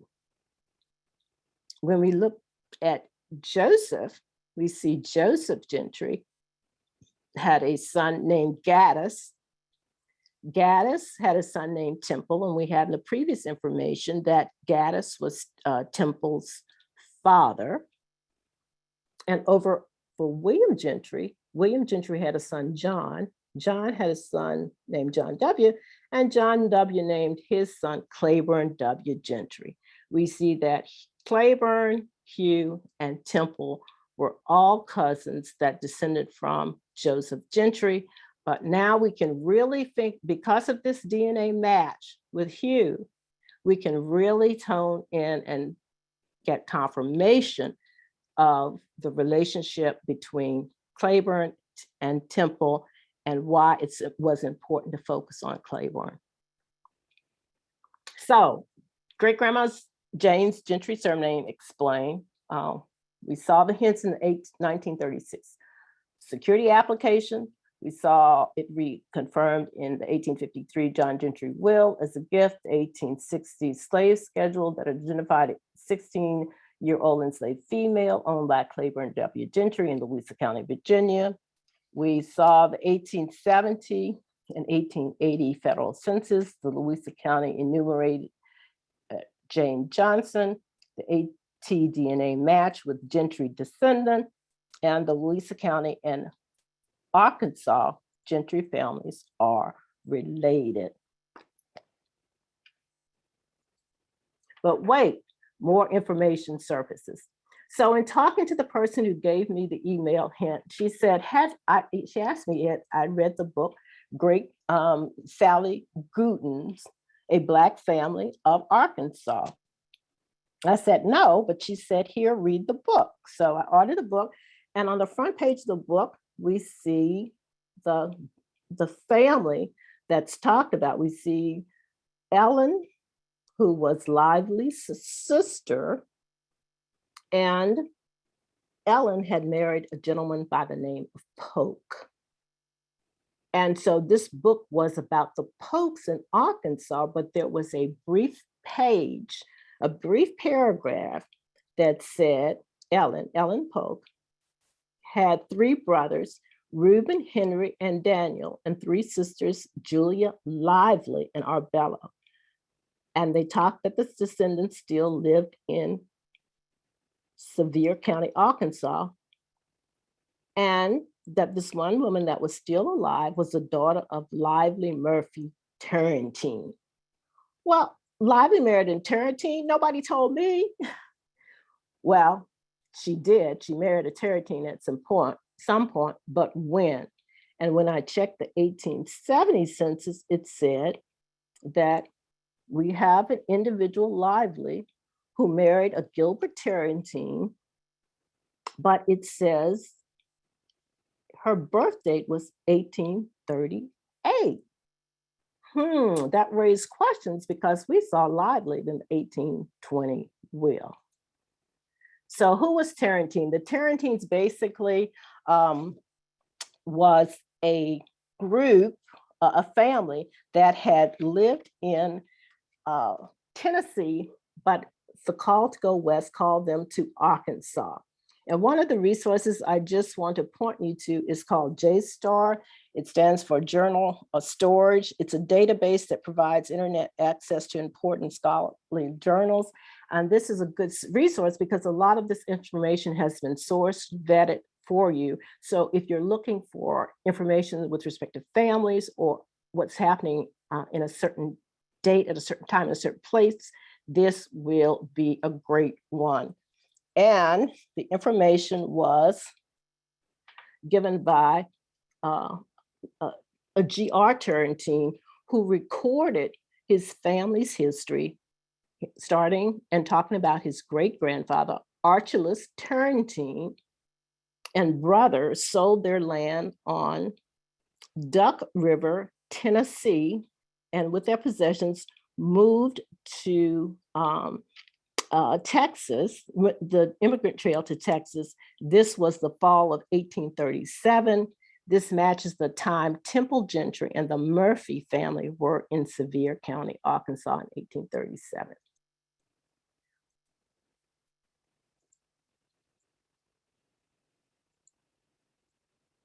A little bit more about the Turrentine family, and we look at their crest and we look in the upper right and we see that they were in blue, Turrentine family surrounding in orange, the Gentry family, 1847 in Sevier County. Now it says Howard, but Howard was formed from Sevier County in later on. So they moved because they wanted, of course, to call west and also to grow cotton. And you see them further information about the Tarrantines who were in Tennessee. They were in Tennessee in 1836, but by 1837, they were in Arkansas with their enslaved, with the members of the family and their enslaved moved to Arkansas. Again, proof that he bought a homestead in Arkansas, in Hampstead County. Hampstead County was adjacent, remember, to where the Murphys also were. So I'm looking at all this information, and I'm saying, well, did I miss something? There must be something to connect, to help me connect these families, Tarrantines, the Murphys, and the Gentry family. So I reread the letter. And I reread the newsletter, and it says that the previous line of Lively Murphy, wife of Gilbert Turrentine, was based on this L3B1A6 haplogroup, and that went back to Gambia. So I wanted to look and see where Gambia was, and we find that Gambia is a country in Africa, sort of right on the western coast between Senegal and you see Senegal on the north, and we see it's surrounded actually by Senegal. So that gives us a hint on where Gambia is. And also it confirms the information with respect to the haplogroup.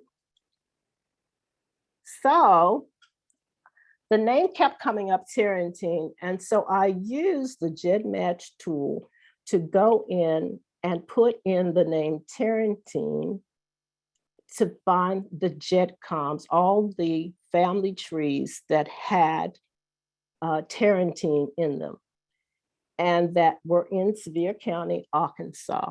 And hopefully those family trees would also have a match that would have a DNA kit to them.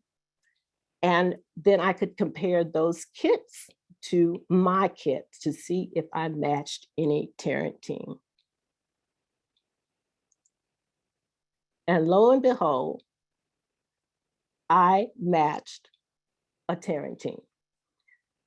The black bar at the bottom shows all of my genetic information, my DNA information on chromosome 16. And the blue bar shows that I match a direct Tarrantine descendant. It's 7.7 centimorgans. It is a small match, but it is still a match.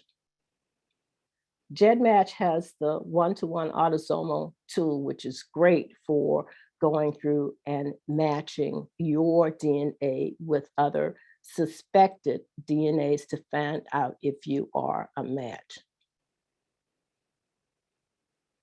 Again, just sharing you a little bit more about the geographical information. Temple Gentry purchased land in 1843 in Sevier County. The Tarrantine families purchased land adjacent Temple Gentry in Sevier County and William Crabtree in Hampstead County. Remember, Lively Murphy married Gilbert Tarrantine with Murphy and Tarrantine DNA matches. What does that now mean? So just really briefly, sometimes those small matches can be maybe false matches, but I went through all of the GED matches, match inventory to find matches that, kits that match both me and the Tarrantine match. And as a result, I got 42 additional matches. So that means this was not a false, the small match was not a false match. Again, this is just a sample of seeing what a GEDCOM looks like to show you the family tree outline.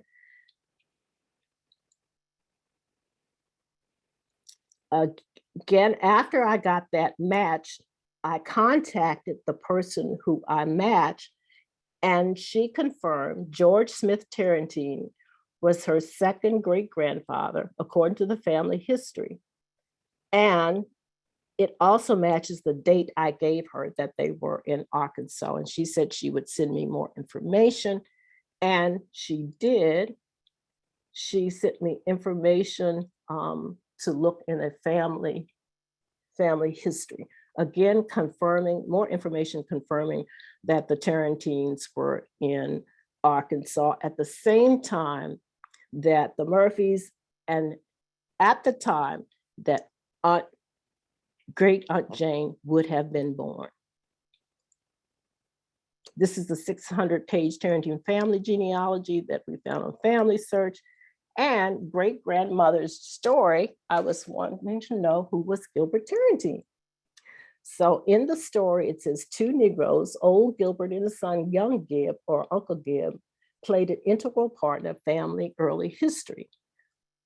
Old Gib could not count, but he could tell to a day when the moon would change. He was a Methodist minister. Young Gib grew up with father, who was William Tarrantine, just enough older to take care of him. Grandfather gave Gib to him and mother, another gift. Uncle Gib and I went to market at Fulton, Arkansas. On the return trip, it became very cold, and father and Gib put their bedding together, and I slept between them. The last time I was at Uncle Gib's house, I ate at the table with him. At our last meeting, I carried Uncle Gib to the hotel and fed him.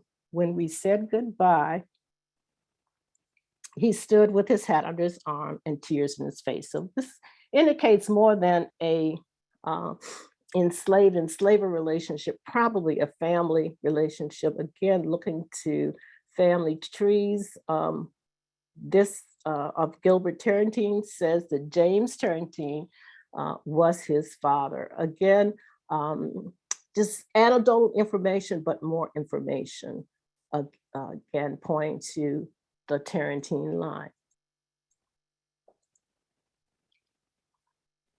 So again, just there's outlining their stories, and you seeing where the Tarrantines and the Gentrys again were located close to each other in Sevier County, Arkansas, and where Temple Gentry owns land.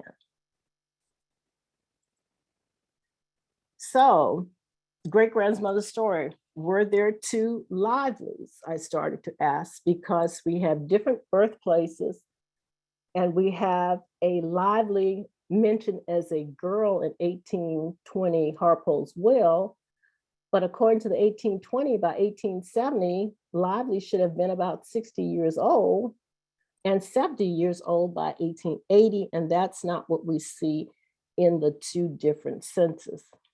And so we have a question: how could she have been born after 1820, as indicated in the census, if she was,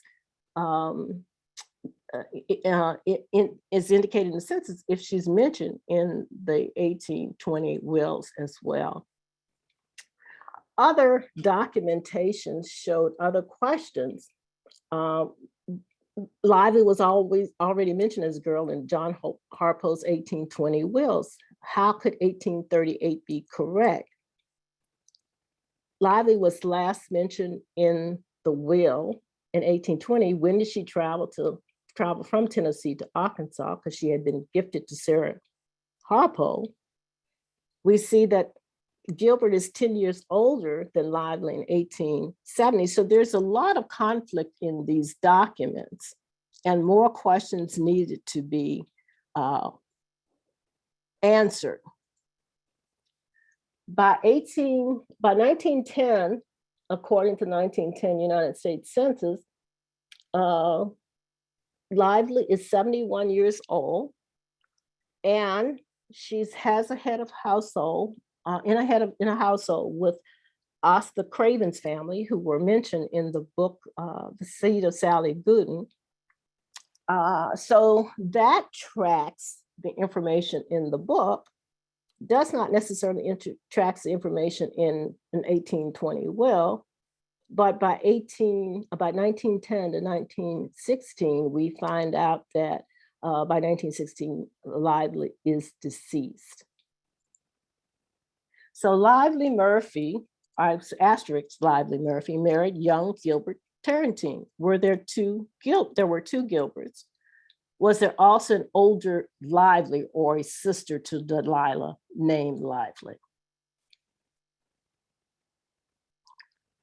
Looking at the information so far, I have developed a hypothetical village or a hypothetical tree. The tree that is numbered number 1 says, from our information, there was an unknown enslaved woman of mixed ancestry that had a daughter, Delilah. Delilah was married about 1792. We think there may have been a Lively or another maybe sister of Delilah that had a daughter that she named also Lively, just because the years don't match up.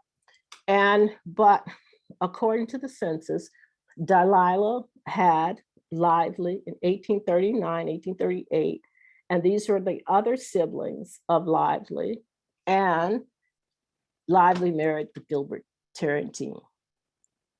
My second tree, hypothetical trees, from the information that I've found, is that an enslaved woman who was born maybe about 1825 to 1827, who could have been a female relative of Lively or unknown daughter of Delilah. We have to do more research there. Fathered from an unknown male Tarrantine, a daughter named Jane Gentry. Jane Gentry probably, in most likelihood,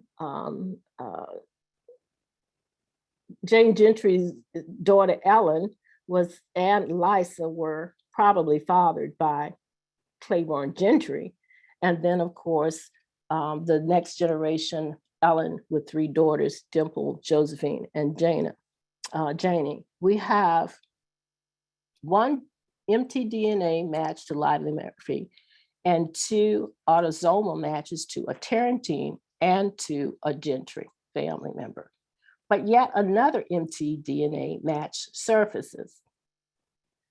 So we find an mtDNA match, maternal match of a male. Remember, the female line can pass mother to mother to mother to son, the maternal DNA. Both of these matches are males that's showing the maternal line, and they both have the L3B1A6 haplogroup, but one says that his ancestor, earliest known ancestor, was an alleged Native American ancestry called Jane Devereaux. The other one had a family tree. He also had his family tree that traced Jane Devereaux to a Creek Indian woman. Remember the quote from Gideon Murphy's book that says it was obvious that she had both Indian and African blood My grandmother had been a Black slave on Choctaw land in the western part of the state. Anecdotal information, we have information here that's probable, that has questions marks, we don't know, but this is additional information that would have to be sorted out. Ancestry now has a new tool that allows you to separate your maternal ancestry ethnicity admixtures from your paternal. And in doing so, I'm assuming that parent one is my father's ancestry line and parent two is my mother. So I went through and clicked on only those admixtures that I could find in my mother. And I found Scotland and Senegal and Ivory Coast as those two, through groups. And just basically, I'm going to have to do some more research on Senegal to find the connection. We find out just historically that the French were the third largest slave traders. They colonized Senegal and Mali. Of the 1.1 million enslaved Africans that survived the Middle Passage, 3,500 enslaved Africans from Senegal ended up in Saint Domingue annually during the 18th century. In 1801, Toussaint de Louverture had a rebellion in Haiti. Again, 1802, Napoleon came in and tried to reestablish slavery, but the war for Haitian independence erupted. And in 1804, the Independent Republic of Haiti was declared. So we find that the Haitians were instrumental in leading the fight for freedom, but I have this connection to Senegal and I want to find out what's my ancestral admixture to Senegal and Mali. But looking further, I had a French connection via South Carolina.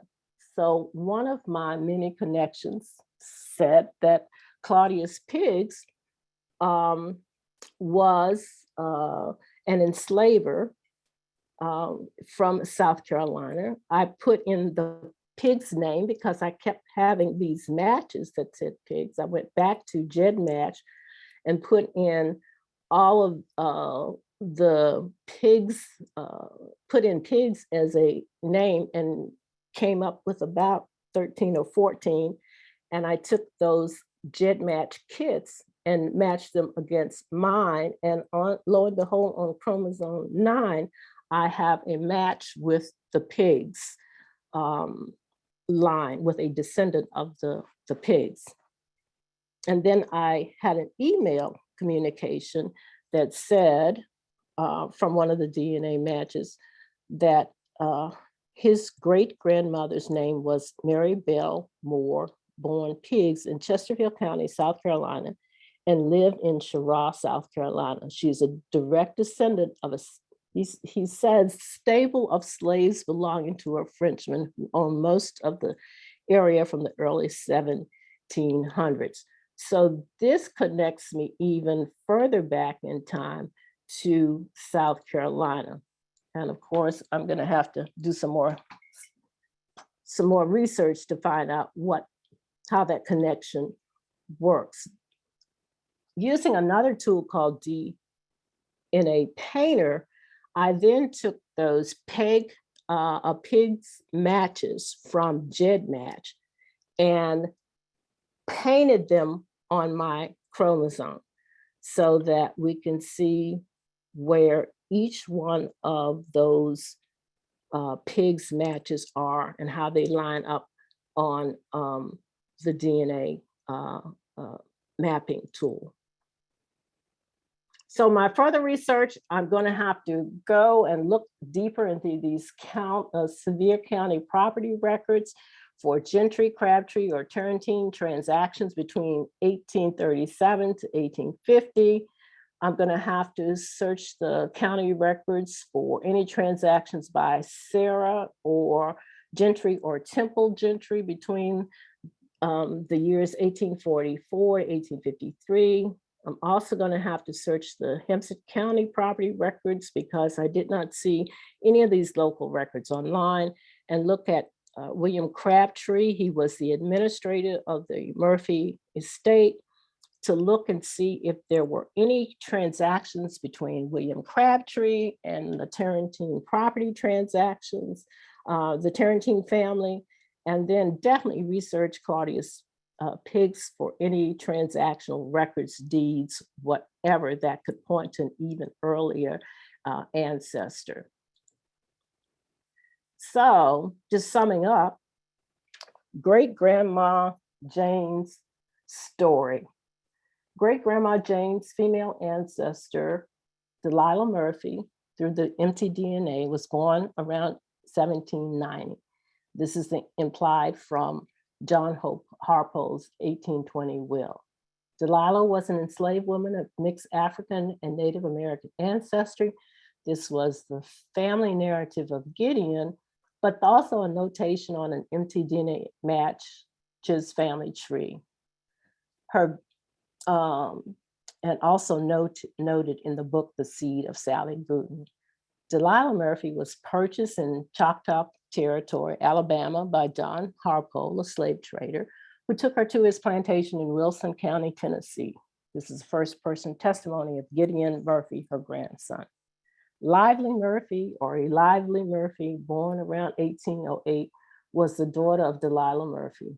Lively was mentioned as a girl in John Harpo's 1820 will. In 1820, John Harpo gifted the enslaved Murphy women and other family members to Harpo family members. By 1837 or 1838, Cassandra Harpo marries, and Jane's female family members migrated from Wilson, Tennessee to Sevier County, Arkansas. This is implied in John Murphy's will. Great-grandma Jane was born about 1844. This is pointed to the 1870 US Federal Census direct evidence. Age given was 26. The given age also aligns with the age of a female old enough to have given birth to daughter Eliza, born 1862. The Virginia marriage is 1785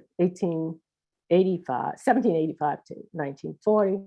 Great-grandma Jane was born in Arkansas, probably Sevier County. 3 relevant families were all living in the same area at the same time: the Gentry family, Murphy family, and Tarrantine family. We find out from the maps of Sevier County, Arkansas. Great-grandma Jane was of mixed race, fathered by a Tarrantine.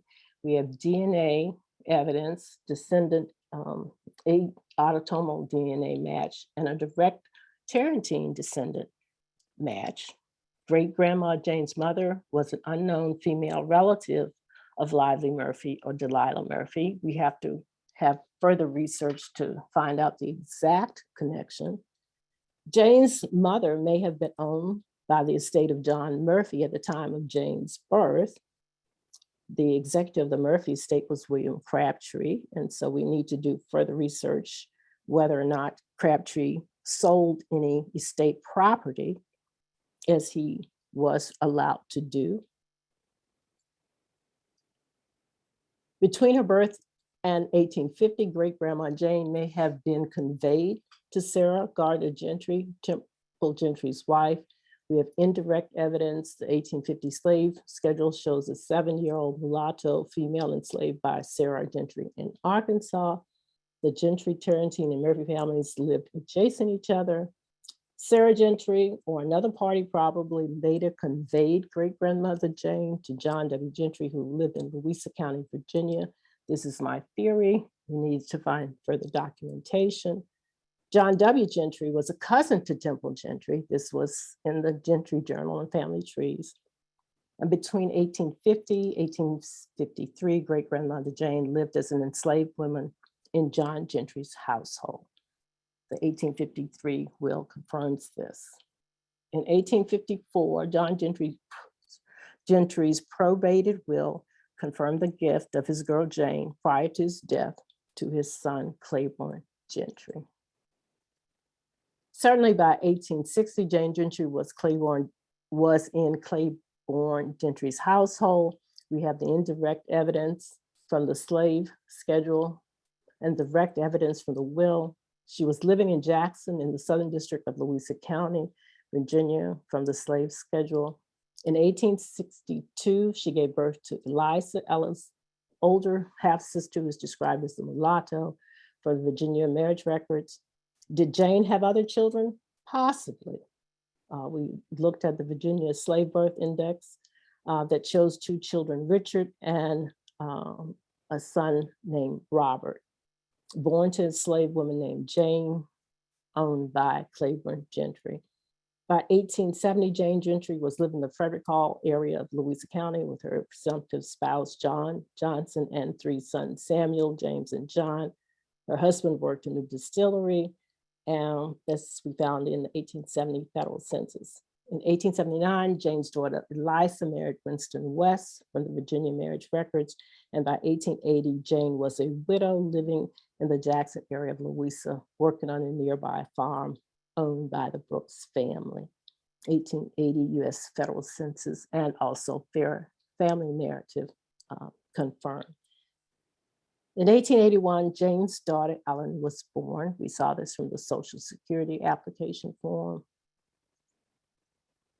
And between 1881 and 1919, we know very little about Jane Gentry Johnson's life. However, the 1913 Richmond City Directory also shows an entry for a, quote, Jane Johnson factory hand living at 1807 Fairfield. This location would have been near her daughter Ellen's residence in Woodfield. Was this great-grandma Jane? Could have been. By 1915, Jane Gentry Johnson, age 71, was living in the Woodville section of Henrico County with her daughter, Ellen Johnson Braxton, and son-in-law, James Carey Braxton, and their 6 children. The children in the Braxton household at the time were between the ages of 6 and 15. They were named Floyd, Charles, Samuel, Miles, Conway, and Dimple. This we saw in the 1910 US federal census. On January the 21st, 1960, Jane Gentry Johnson died of pneumonia and was buried in Greenwood Cemetery, later named East End Cemetery in Richmond, Virginia, from a death certificate.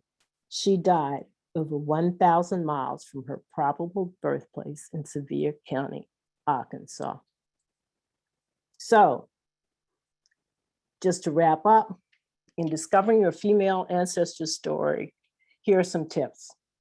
First of all, build out your trees as accurately as possible with as much information and data as you can find.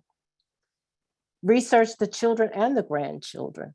Vital records hold clues, and often our ancestors' stories are in the lives of their children and grandchildren. Research all the males that you're associated with your female ancestors. This means relatives, their spouses, and before 1865, their owners. Discover as much as possible about the European family or families with whom your ancestor is associated. Our stories are intertwined, really. Don't forget the fan principle. The family, associates, and neighbors apply to finding these elusive female ancestors as much as they apply to other ancestors that you are seeking to find. Read all documents closely and then read them again and then one more time. Use land maps as research tools if you haven't already. Remember the principle of following the land.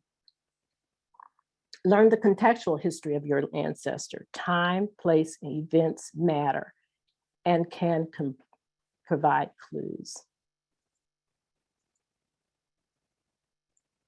And then there's one last slide that I'm trying to go to. Yes. Local research is critical.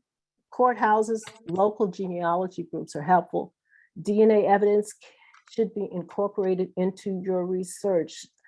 Once you understand it, use it. It is the tool presently and as the tool of the future. And it's also the tool that brings together all the narratives, the documentation that you may find.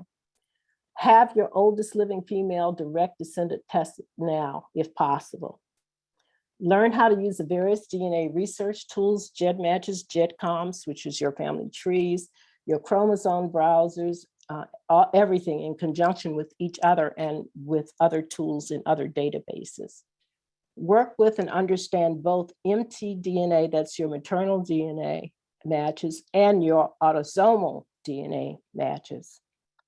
Seek to connect the totality of the evidence, whether it's oral tradition, documents, history, or DNA. And don't give up. Information includes often appear when least expected. This journey was not a linear journey. It was a circular journey. And lastly, your history, her history is in your DNA. So that is the end of the presentation. Wow. Great presentation. Great presentation. It is a little detailed, a little bit maybe can be overwhelming, but I will be happy to answer any questions. It's a lot of information, obviously a lot of work, Viola. This was 10 years worth of work and it did not come all at once. Oh, I'm sure it didn't. Seemed like you had some angels along the way too, which is great. I think I had a whole lot of them and some emails.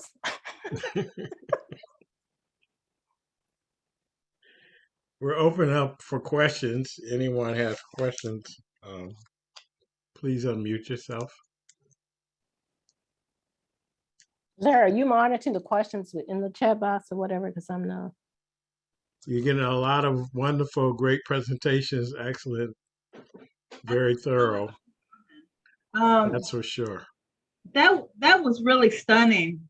And it was such a great lesson for those of us who were struggling, because you showed the methodology, the step-by-step nature, and you showed what are the questions, what are the goals, so that you don't do like I do and just kind of go off on these wild goose chases, down the rabbit holes. But you seemed very strong and disciplined to pursue specific questions as you went along step by step. So I just wanted to say that and to acknowledge that. Thank you. Thank you, Robin. It's a conversation you have to have with yourself as your ancestors are having a conversation with you. And you have to sort out everything. I mean, I would not even have looked at that small little Tarantine match had I not kept hearing the name Tarantine. Am I related? Is this in my family line as well? And just took the hunch and did the research. Also, having your information in as many databases as possible, because there's only one Tarantine in my ancestry database, and it's through the GEDmatch that I came up with the Tarantine match, and also the person being willing to share their family information with me. I just want to say that the most important thing of your presentation was focus. You have a question, like I got a question. My great grandfather, I want to know who he is, and that's where and so my focus is going to be on that, and I'm not going to try and go off on tangents. Yeah, you can get down this sort of road. I mean, I could have gone up on all these other relatives, but I never kept back to the question: how is this relative related to, or how is this information related to great grandma Jane? I mean, how can this information help me find out more information about her? So one question I had on the Tarantines. Tarantine. Were they white? I wasn't quite sure. White. They were white Tarantines who moved from Tennessee to Arkansas to get into cotton farming. Cotton became king after tobacco was decreasing. But the Tarantines have intermingled with many other races. In fact, they say so on their crest, their family website. And those of you who may have heard of Stanley Tarantine, the jazz saxophonist, he was from Bedford, Tennessee. Wow.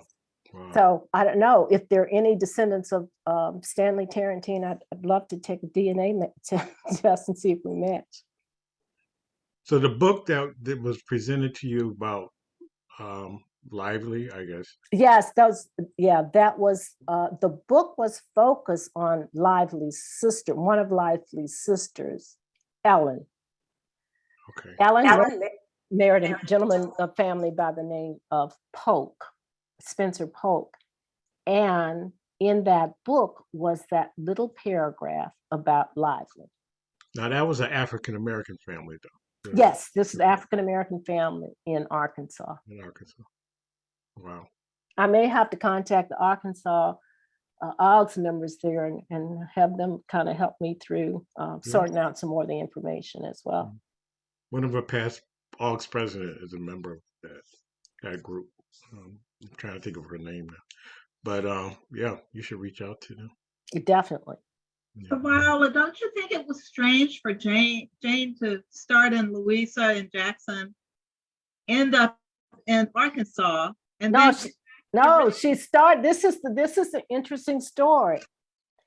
Her information started in Louisa, but she was actually born, from all the documentation and the signs pointing, she was actually born in Arkansas. And somehow she was conveyed to Gentry family members that were still living in Virginia. So she was Arkansas, and it was like a reverse migration. She migrated from Arkansas to Virginia, as far as the evidence leads me to believe. Karen Taylor has a question. Oh yeah, thank you, Viola. That was a masterclass. Thank you so much. I wanted to ask, I think it was a first person account from Gideon. Yes. Can you tell me how that came about and why it exists? The young lady that contacted me with my email in 2015 that told me I was a full mtDNA match, she gave me that information. But I mean, was it in her family or was it like family? Yeah, exactly. There was a newsletter that said the Tarantine newsletter. Okay. They have been collecting that information for years. In fact, there's a 600-page Tarantine family research that's on Family Search. Okay. So their family has been collecting information for years, and she shared that with me. Oh, okay. So do you think it was like an oral history that was recorded later? It was oral history recorded later, because remember now, he was alive after the 1870, 1880 census. I see. And he was recording that family history to share with the Tarantines. I got it. Oh, thank you so much. It was just an unusual eyewitness account that early, and I was really thankful to get it. I'm sure, needless to say, it's kind of tragic how much Jane's life was controlled by others, you know. Yes. The fact that she was born one place, it ended up in other places. And as a child, she was probably a 7 or 8 year old child when she was gifted to John Gentry. And so she probably, for all she knew as an adult later on, she was born in Virginia. And because family members knew little about her, this was the story. She was from Virginia. Yes, she, in her adult life, she was from Virginia, Louisa County, but she was born in Arkansas, her early life in Arkansas, from all the information that I have. Yeah, but a survivor. That's for sure. Well, that's why I'm here. And that's why honoring our mothers and our maternal ancestor is so, it's just incredibly important. They are unsung heroes. Patricia Shepard has a question. Unmute, yeah. Hey, Pat. Hey, good to see you. Pat actually knew my mother. That's why. Oh, Yeah, great. and we went to law school together, so that's great. You were obviously awake during Trust and Estates. No, that was my worst class in law school, to tell you the truth. I hated property law. I've Yeah. learned a lot more property law since I've been doing genealogy. Well, I have a question about the female ancestor that John Harpole Uh-huh. went to New Orleans and bought, right? That's, Is that, yeah, okay. that's, Go ahead. No, go your question. Well, do you know that route from New Orleans? Was that more of the Caribbean? So it was like Well, this Africa to Caribbean to the.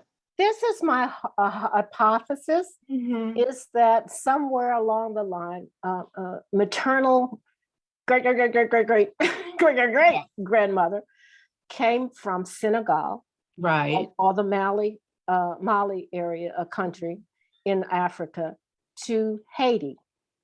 Okay. Haiti through the Caribbean to South Carolina. Okay. The South Carolina slave trail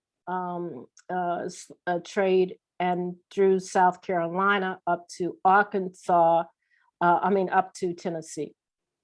That Okay. the Harpool slave trader probably somewhere in South Carolina or New Orleans, somewhere between the two. Oh, so you don't know if it was the port of New Orleans? It might have been from South Carolina. Not yet. That Not was yet. it wasn't the port necessarily entry, but that was where the quote market was, right? Exactly. Okay. all right. Exactly. Okay, that's. And so I'm still digging. This is a journey. Yeah. We never have a period at the end of a life story, because there's always more. And as I get more and more DNA hits, Right. they're guiding me in other directions. Okay, thank you. Thank you. And thank you for the presentation. Tour de force. But there's more, I'm sure. Robin.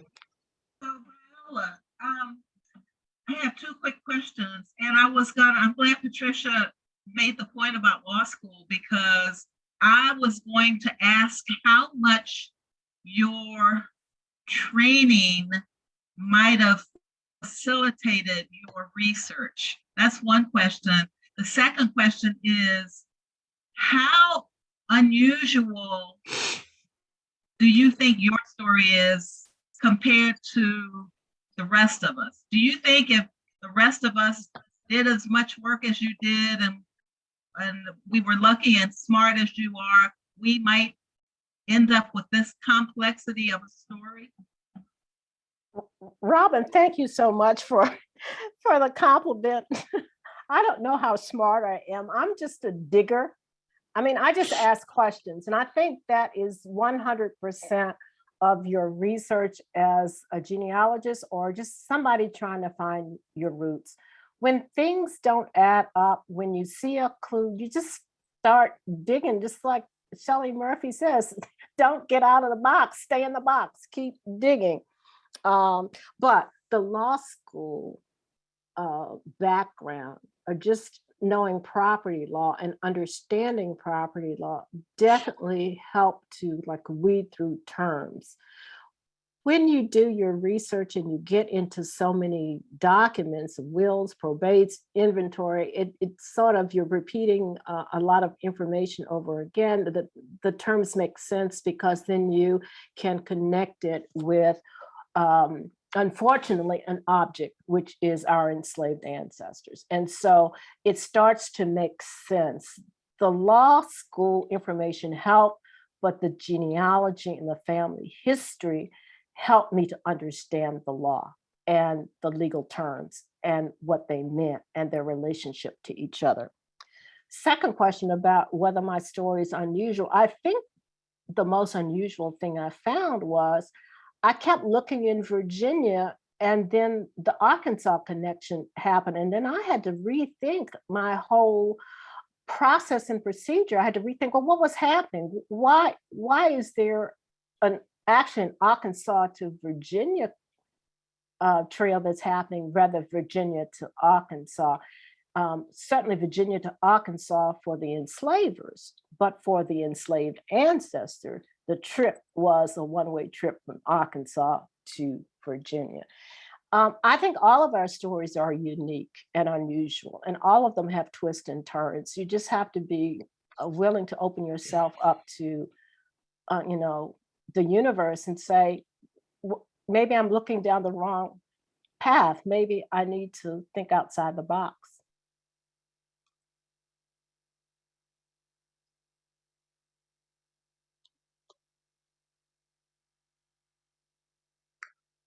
Other comments, questions? What's next, Viola? I told you I have to find great-great-grandmother Jane's mother.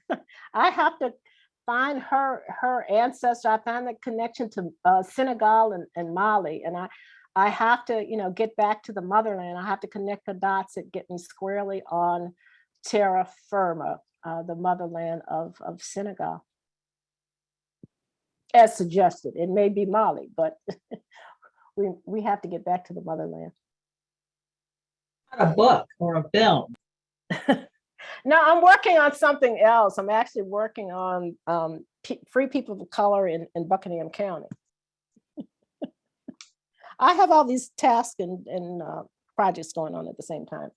But I think I'm going to put a period at the end of the right now for great-grandmother Jane and pivot to something else. Because, in researching genealogy, sometimes you just have to put something on the shelf for a little bit and give your brain a break, and you come back to it later, and then that's when the aha moment hits. So not to give you any work, but I think it's a great presentation. What would really be great is if you had a list of all your various sources. I can pull that together and get it to you.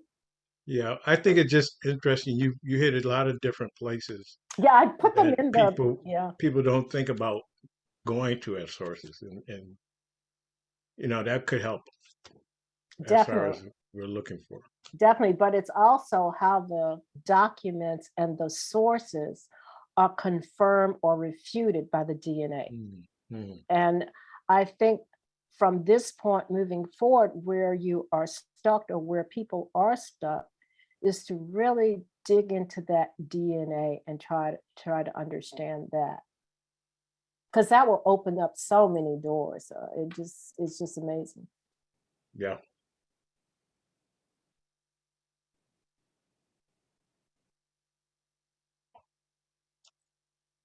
Well, I really appreciate this, and I think I've learned a lot from it. And you just showed us that we all can do it, but it takes time. It takes a lot of effort, but I definitely felt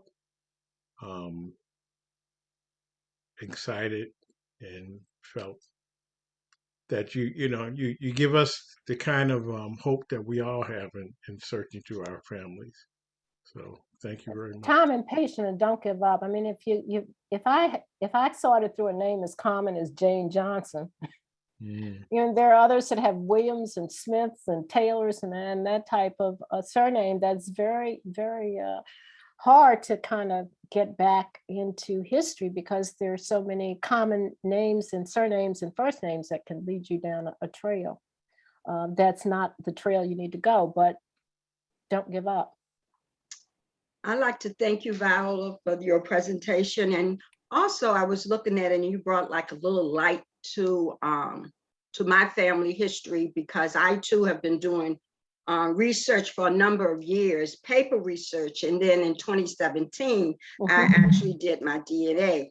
But I have a lot of DNA cousins popping up in Arkansas and Louisiana. And I'm saying, I know no one in those areas. I know my generations, like from third, fourth, fifth in Virginia and parts of North Carolina. But and they're popping up, and the DNA centimorgans are kind of high. And I'm like saying, who are these people? Because I can't trace them. And so I thank you for, sharing a little light on that and giving me another area or how I might do my research in that area. Thank you. You're quite welcome. Quite welcome. Okay, well, thank you, Viola, and thank you everyone that attended.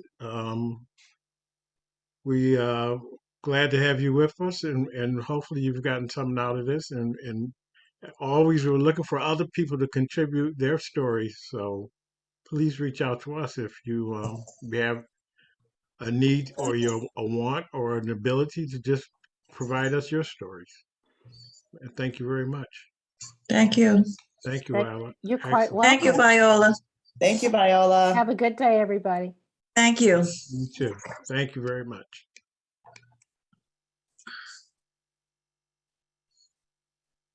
Hmm.